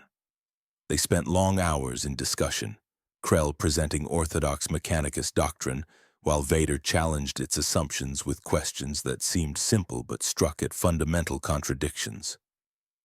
"You teach that the machine is superior to flesh," Vader observed during one session, his mechanical breathing punctuating his words. "Yet you venerate the Emperor as the Omnissiah, the machine god made manifest, and the Emperor, for all his power, maintained his humanity. He created the Primarchs from genetic engineering, blending the best of organic and mechanical rather than choosing one over the other. Does this not suggest that the balance between flesh and machine holds value your current doctrine has forgotten?" Krell's augmented brain processed this argument through layers of theological programming that had been installed over centuries. "The Emperor represents the ideal toward which we strive, emissary. His integration of organic and mechanical achieved perfection we can only approximate through progressive augmentation." "But you do not approximate it," Vader countered. "You pursue total replacement. You view each piece of flesh removed as progress rather than loss. You celebrate becoming more machine while forgetting that machines without human consciousness are merely servitors. Useful tools, but not beings capable of the innovation and adaptation that make the Mechanicus valuable to the Imperium." These conversations spread through the Martian priesthood via data networks and binary cant transmissions. Some tech priests dismissed Vader's arguments as dangerous revisionism. Others found themselves troubled by questions they had never been encouraged to ask. A few began to wonder if their pursuit of machine purity had led them astray from their founding purpose. On the 43rd day of Vader's tenure on Mars, the first major challenge to his influence emerged. Fabricator Locum Hexus, one of the most augmented members of the Mechanicus hierarchy, demanded a formal theological debate before the assembled priesthood. Hexus had replaced over 90% of his organic matter with cybernetics, viewing himself as the ultimate expression of Mechanicus ideals. "The omniscient emissary preaches weakness," Hexus declared, his voice synthesized through Vox systems that had long since replaced organic speech. "He suggests we should retain flesh, should value organic limitation, should resist the sacred transformation that elevates us above baseline humanity. This is heresy against the Omnissiah's vision. This is regression toward the weakness we were meant to transcend." Vader stood before thousands of tech priests in the same cathedral where he had first addressed them. He had replaced his helmet, understanding that sometimes the mask served a purpose, not hiding his scars but creating symbolic distance, allowing his arguments to be heard without the emotional weight of his visible suffering. Fabricator Hexus, you claim I preach weakness, Vader replied, his mechanical voice carrying across the vast space. Yet you stand before me 90% machine, unable to breathe without technology, unable to move without powered systems, dependent on constant maintenance to survive. How is this different from my own condition? Hexus's optical sensors focused with intensity. The difference is choice and purpose. I chose augmentation to transcend human limitation. You received yours through injury and necessity. I embrace the transformation. You merely endure it. Do I? Vader asked quietly. He removed his helmet again, revealing his scarred face to the assembly. I have had decades to make peace with what I am, Fabricator. I could view my dependence on machines as weakness to be ashamed of, as you suggest. Or I could recognize it as proof that technology serves life even in the most desperate circumstances. He activated his lightsaber, the crimson blade humming to life. This weapon was built using principles that predate your Mechanicus by millennia. It is technology so advanced that your finest artisans could not replicate it without years of study. Yet it was created by an order that valued balance between technology and nature, between power and restraint, between individual capability and collective good. Vader deactivated the blade and gestured to his armor. Every breath I take requires technology. Every movement depends on cybernetic systems. But these machines do not make choices for me. They do not think for me. They enable me to think, to choose, to act according to my will rather than mere programming. That is the distinction the Mechanicus has lost, the difference between augmentation that serves consciousness and replacement that eliminates it.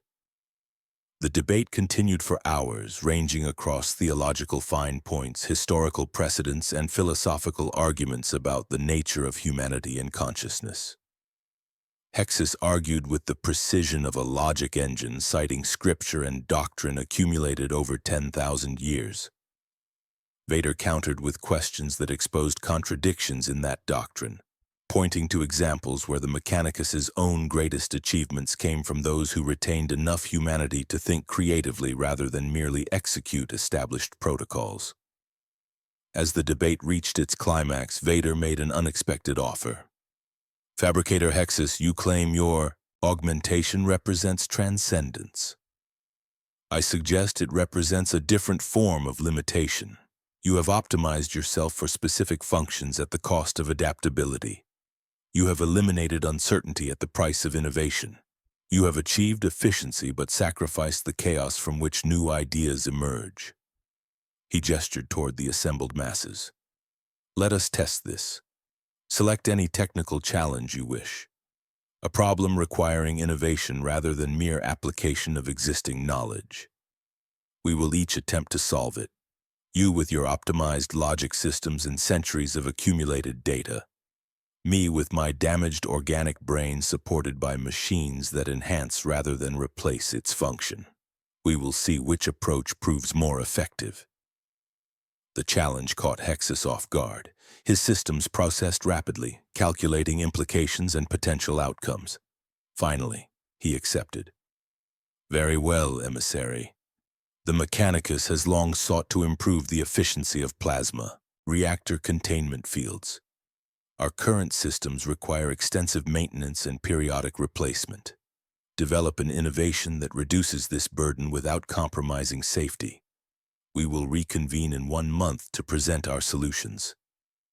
Vader bowed slightly. Agreed. May the best approach prevail. The month that followed saw Vader working in ways that both impressed and disturbed the Mechanicus.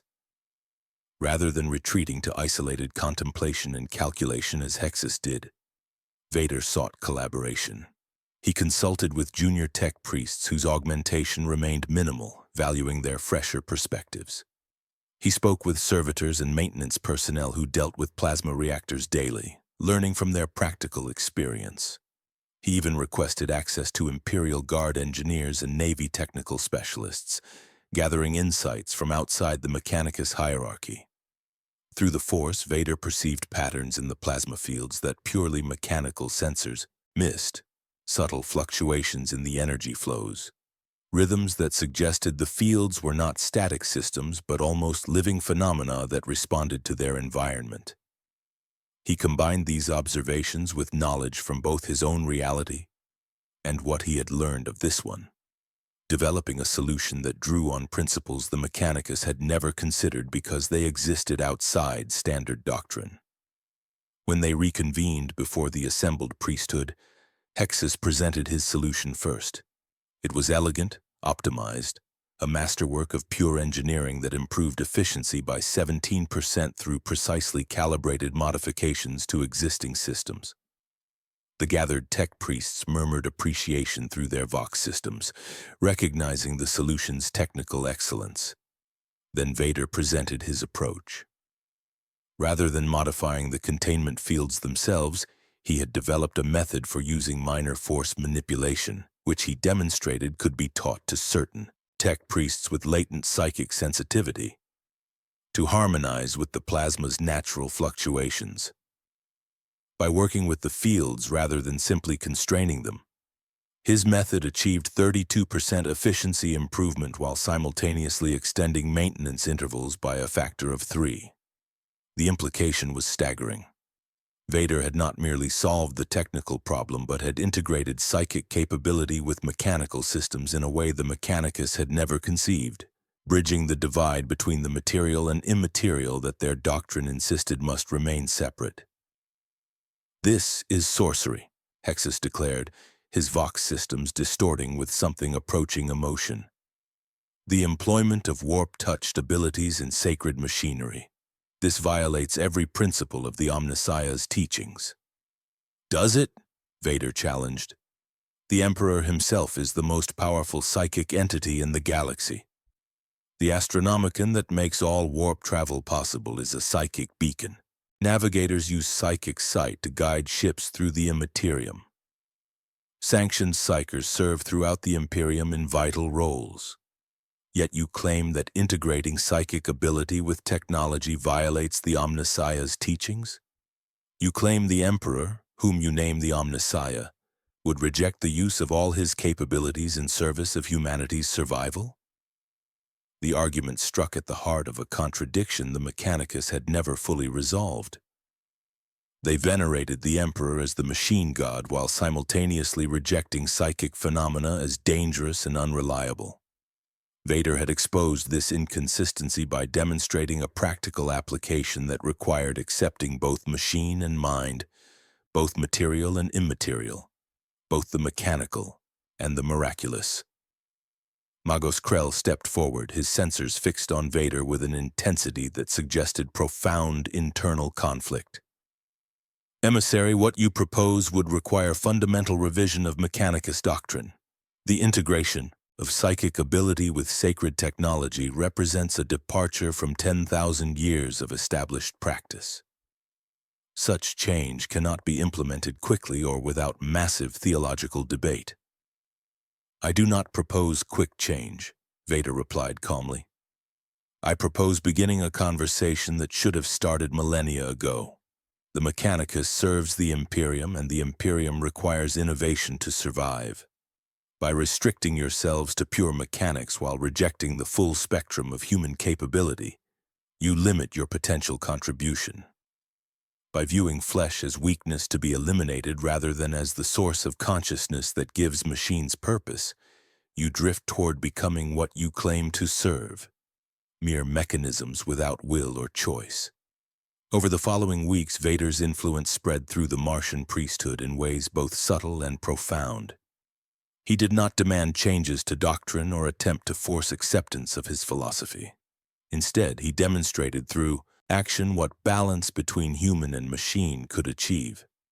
When a manufactorum suffered catastrophic failure that threatened to kill hundreds of workers, Vader used the Force to contain the explosion while tech priests evacuated personnel and implemented emergency protocols. The combination of psychic capability and technical expertise saved lives that would have been lost if either approach had been used alone. When a particularly complex theological dispute threatened to fragment the Mechanicus into warring factions over interpretation of ancient texts, Vader mediated by pointing out that both sides had valid perspectives that became stronger when combined rather than opposed. His position as neither fully mechanicus nor completely outside their hierarchy gave him unique authority to bridge divides. When young initiates struggled with the psychological trauma of their first major augmentations, experiencing dysphoria and identity crisis as machines replaced flesh, Vader spoke with them privately about his own journey toward acceptance of his cybernetic nature. His visible suffering and obvious functionality despite massive augmentation gave him credibility that fully augmented tech priests lacked. On the 97th day of Vader's tenure on Mars, word came that changed everything. The astropathic message was brief but carried implications that sent shockwaves through every Imperial institution. Kryptonian Collectorate dimensional breach detected, multiple incursion sites across the galaxy. Primary assault focused on Forge World Styges 8. Request immediate assistance. Casualties catastrophic. They are harvesting genetic material and technology indiscriminately. This is not raid but systematic integration attempt. Vader stood in the command center as tech priests processed the incoming data. Styges 8 was one of the Mechanicus's most important Forge worlds, specializing in xenotech research and reverse engineering. If the Collectorate captured its facilities and knowledge, they would gain insights that could accelerate their dimensional conquest by centuries. "We must respond," Vader stated, his mechanical breathing the only sound in the suddenly silent chamber. Magos Krell's sensors focused on him. "Emissary, you represent an unprecedented asset. The Collectorate seeks you specifically. Deploying to an active engagement zone would risk exactly what they desire, your capture and integration." "Then they will have to capture me," Vader replied simply. "I did not accept the Emperor's blessing to hide behind walls while others fight. The Mechanicus is now my responsibility. Styges 8 is under attack. We respond with everything we have." Within hours, a strike force assembled. 3 Mechanicus cruisers carrying full complements of Skitarii, tech priest combat specialists, and support personnel. A detachment of Space Marines from the Iron Hands chapter, whose philosophy of augmentation aligned closely with the Mechanicus, and Vader himself, accompanied by Castellan Adelhard and a squad of Black Templars who had requested assignment as his honor guard. The journey to Styges 8 took 8 days through the warp. 8 days of preparation and planning. Vader spent the time training with the Iron Hands, demonstrating how Force abilities could complement rather than replace martial skill. The Space Marines were initially skeptical but grew increasingly impressed as Vader showed how enhanced perception could improve coordination, how telekinetic ability could create tactical advantages, how the combination of psychic and physical capability achieved more than either alone. They emerged from the warp to find Styges 8 burning. The Collectorate had deployed in force, their vessels surrounding the Forge world in a blockade that prevented escape or reinforcement. Their boarding actions had penetrated deep into the planet's critical infrastructure, seizing manufactorums and research facilities with ruthless efficiency. The Mechanicus cruisers drove straight toward the densest Collectorate formation, weapons blazing, determined to break the blockade and insert ground forces. Vader stood on the bridge of the lead vessel, reaching through the Force to perceive the battle's flow, identifying weak points in enemy formations that conventional sensors missed. "Target those vessels," he commanded, indicating specific Collectorate ships. "Their positioning suggests they are command nodes. Disrupt them and their coordination will falter." The Magos Dominus, in command of the fleet, hesitated only a moment before implementing Vader's tactical assessment. Lance strikes and torpedo spreads focused on the designated targets. As Vader predicted, destroying those ships created cascading failures in Collectorate coordination. Gaps opened in their formation, allowing the Mechanicus vessels to penetrate and deploy ground forces. Vader led the first wave down, his lightsaber ignited as they burst from the landing craft into a manufactorum that had become a battlefield. Collectorate soldiers moved with their characteristic efficiency, attempting to capture rather than kill the Mechanicus defenders while systematically harvesting technology and genetic samples. "Hold the North Passage," Vader commanded the Iron Hands. "Adelhard, your squad secures the reactor control. Skitarii forces establish overlapping fields of fire on the main approach. Do not let them isolate and capture individuals." The battle that followed demonstrated what Vader had been teaching the Mechanicus. That integration of capabilities achieved more than separation. Where Skitarii provided covering fire, Iron Hands advanced with devastating effect. Where Space Marines created breaches, tech priests exploited them with technical expertise. And Vader moved through it all like a conductor directing a symphony of destruction, his force perception allowing him to coordinate actions with precision that no conventional command structure could match. Connell appeared on the battlefield as he had before, his cybernetic Kryptonian form moving with terrible purpose toward Vader's position. "Lord Vader, your resistance continues to demonstrate suboptimal decision-making. The Collectorate has analyzed your combat patterns. We have developed countermeasures. Your capture is now inevitable." Reality began to warp around them as Collectorate technology created zones of altered physics. But this time, Vader was prepared. He had spent months studying the Mechanicus's understanding of dimensional mechanics, combining it with his knowledge of the Force and the Warp. When the reality anchors attempted to suppress his abilities, he pushed back with a technique he had developed specifically for this confrontation. Instead of fighting the altered physics directly, Vader used the Force to harmonize with them, finding ways to work within the constraints rather than breaking them. Where the Collectorate expected him to weaken as his powers were suppressed, he adapted, using what remained in combination with conventional weapons and tactical positioning to maintain effectiveness. "You build your strategies on the assumption that I rely solely on the Force," Vader observed, his lightsaber deflecting incoming fire while he directed Skitarii units with hand signals. "But I am more than my power. I am a warrior who learned strategy from fighting wars across a galaxy. I am a tactician who understands how to coordinate forces toward objectives. I am a leader who inspires others to fight for something beyond mere survival. You can suppress my abilities, but you cannot suppress these." The battle raged for hours, neither side gaining decisive advantage. But gradually Vader noticed a pattern. The Collectorate was not simply fighting to win. They were studying, analyzing, gathering data on every aspect of his capabilities and those of his allies. They were willing to accept losses now in exchange for information that would ensure victory in future confrontations. This realization changed Vader's tactical approach. If they wanted information, he would give them information, carefully selected data that would lead them to faulty conclusions about his true capabilities and limitations.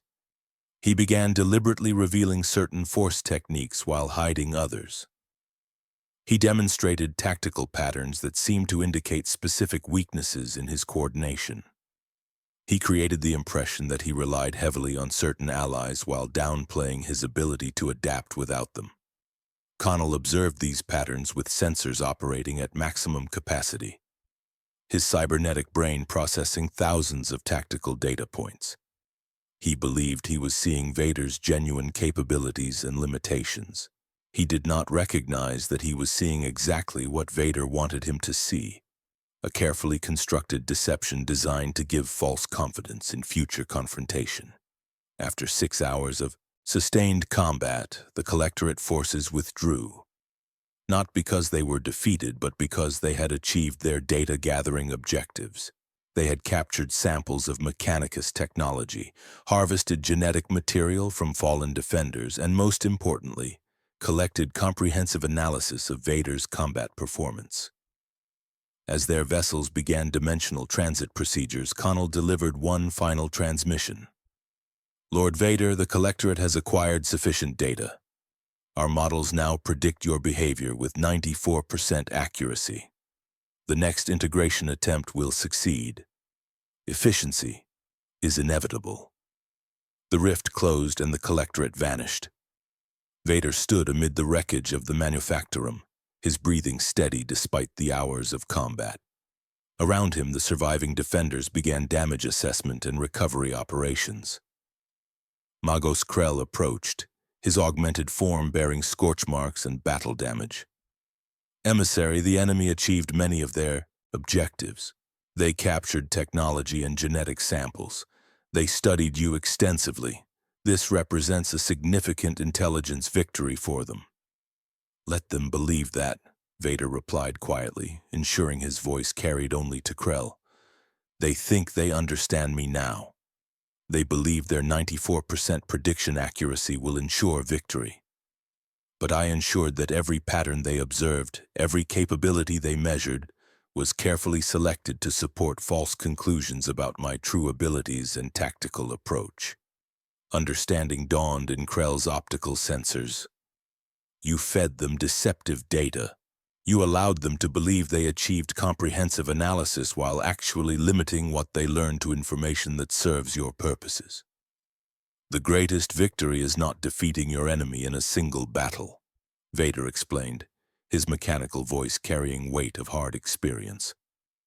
The greatest victory is making your enemy overconfident so that when the critical confrontation comes, they have already defeated themselves through false assumptions. Word of Vader's performance on Styges VIII spread through the Mechanicus with remarkable speed.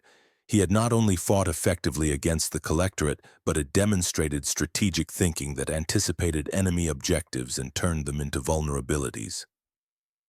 The tech priests began to understand that his value lay not just in his raw power, but in his capacity for adaptation, deception, and long-term planning, qualities that pure logic systems struggled to replicate. On his return to Mars, Vader found that resistance to his teachings had softened. Even fabricator Locum Hexus, his most vocal opponent, approached with something resembling respect. Emissary, your performance on Styges VIII demonstrated capabilities that transcend mere technical excellence, Hexus acknowledged, his Vox systems carrying less hostility than before.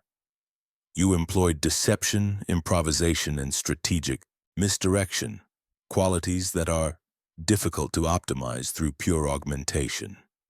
Perhaps there is value in retaining organic neural architecture for certain applications. It was not a complete acceptance of Vader's philosophy, but it represented progress. The beginning of recognition that human consciousness brought capabilities to the table that pure machine logic could not easily replicate.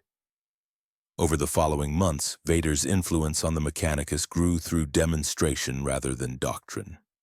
He did not attempt to overturn their established beliefs, but rather expanded them, showing through action that their veneration of the machine need not require rejection of the human, that their pursuit of knowledge could include psychic phenomena without surrendering to warp corruption, that their service to humanity was strengthened by remembering they remained human themselves. On the anniversary of his arrival on Mars, Vader stood once more before the assembled priesthood. But this time, he did not remove his helmet. This time, he spoke not as someone revealing vulnerability, but as someone who had earned authority through demonstrated capability. I came to Mars as an outsider, he stated, his mechanical voice resonating through the cathedral.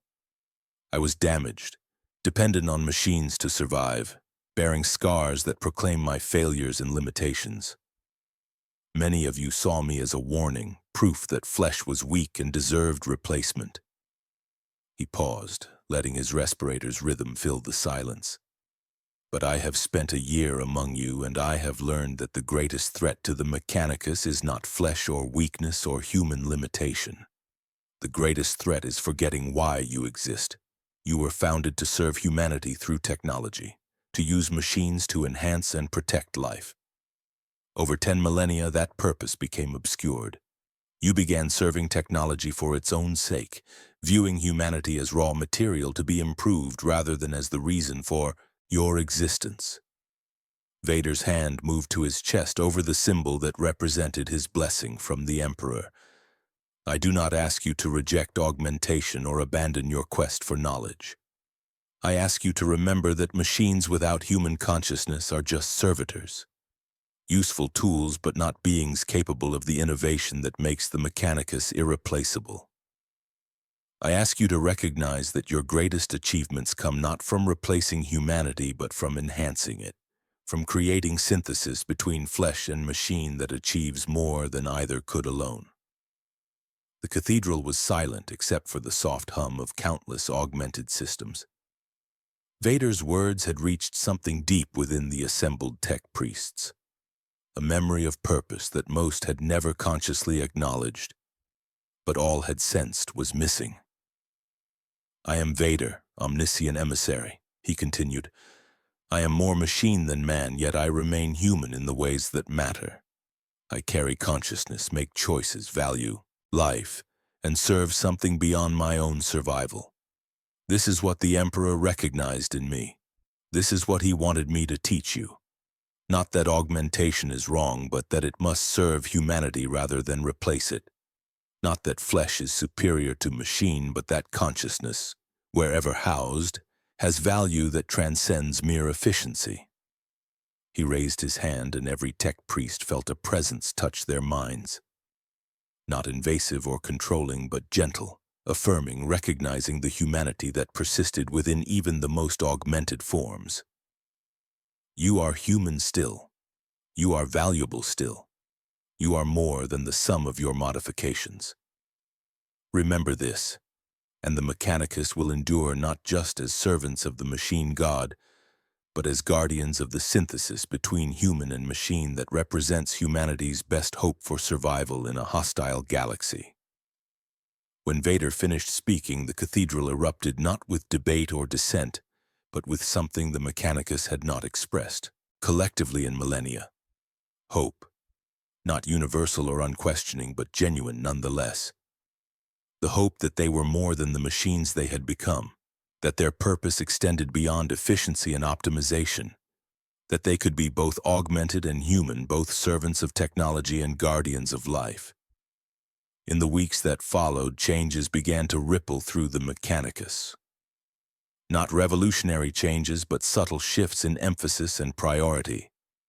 Tech priests who had been too extensively augmented to interact comfortably with baseline humans began practicing social skills again, remembering that communication involved more than pure data transfer.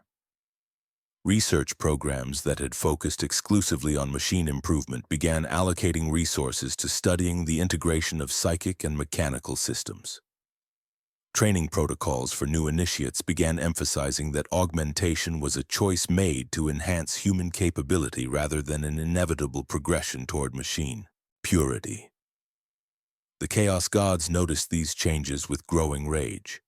Vader had rejected their corruption, inspired redemption in those who witnessed his story, and now was reforming one of the Imperium's most vital institutions toward greater balance and humanity.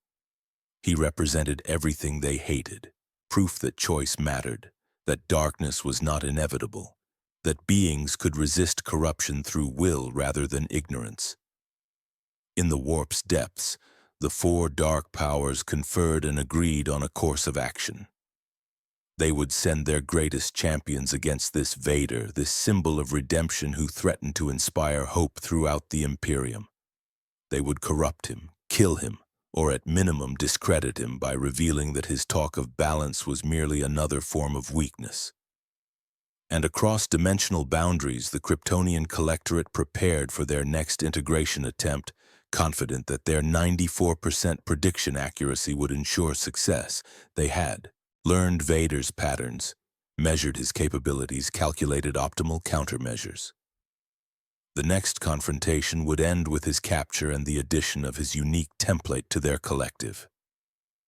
Neither force understood that they faced not just a powerful individual, but a being who had learned through terrible cost, that the greatest strength lay not in power or certainty, but in the ability to adapt, to inspire, to demonstrate through action that redemption was possible and choice mattered. Vader stood in his sanctum on Mars, looking up at alien stars, his mechanical breathing steady and calm. He knew the threats that gathered against him. He understood the battles that awaited. But he had faced darkness before and emerged through choice rather than power. He had been Anakin Skywalker, bright hero who fell to shadow through fear and desperation. He had been Darth Vader, dark enforcer who served tyranny through overwhelming force. Now he was Vader, omniscient emissary, living proof that even beings broken beyond conventional repair could serve life, inspire hope, and demonstrate that redemption was not escape from consequences but choosing to use what remained in service of something greater. The Dark Lord had found his purpose in a galaxy that desperately needed proof that change was possible, that mercy could coexist with strength, that the grim darkness of the far future might yet hold space for beings who chose compassion over efficiency, humanity over perfection, consciousness over mere function. The war was far from over. The enemies arrayed against him would test everything he had learned and become. But Vader had died once to save his son from an empire built on lies and fear.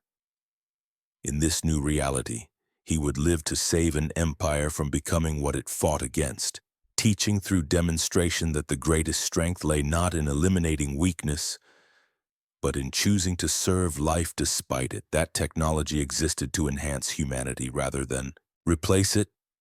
That even in endless war, the choice to value individual consciousness over collective efficiency mattered more than any tactical advantage or strategic optimization. The Imperium would never be the same, and neither would Vader, who had found in this grim future something he had lost in his original life. A purpose that transcended mere survival, a mission that inspired rather than dominated, proof that redemption was real, and choice mattered even when all paths led through darkness. The stars burned cold and distant, indifferent to the struggles of those who fought beneath them. But Vader had learned that indifference could be answered with determination, that darkness could be faced with choice, that even the most damaged being could still kindle light in the endless night. And so the Dark Lord, who had been saved by his son's faith, now worked to save an empire by teaching it the truth that faith alone had taught him, that redemption was always possible, that choice always mattered, and that even in the grim darkness of the far future where there was only war, hope could persist in the hearts of those brave enough to choose it.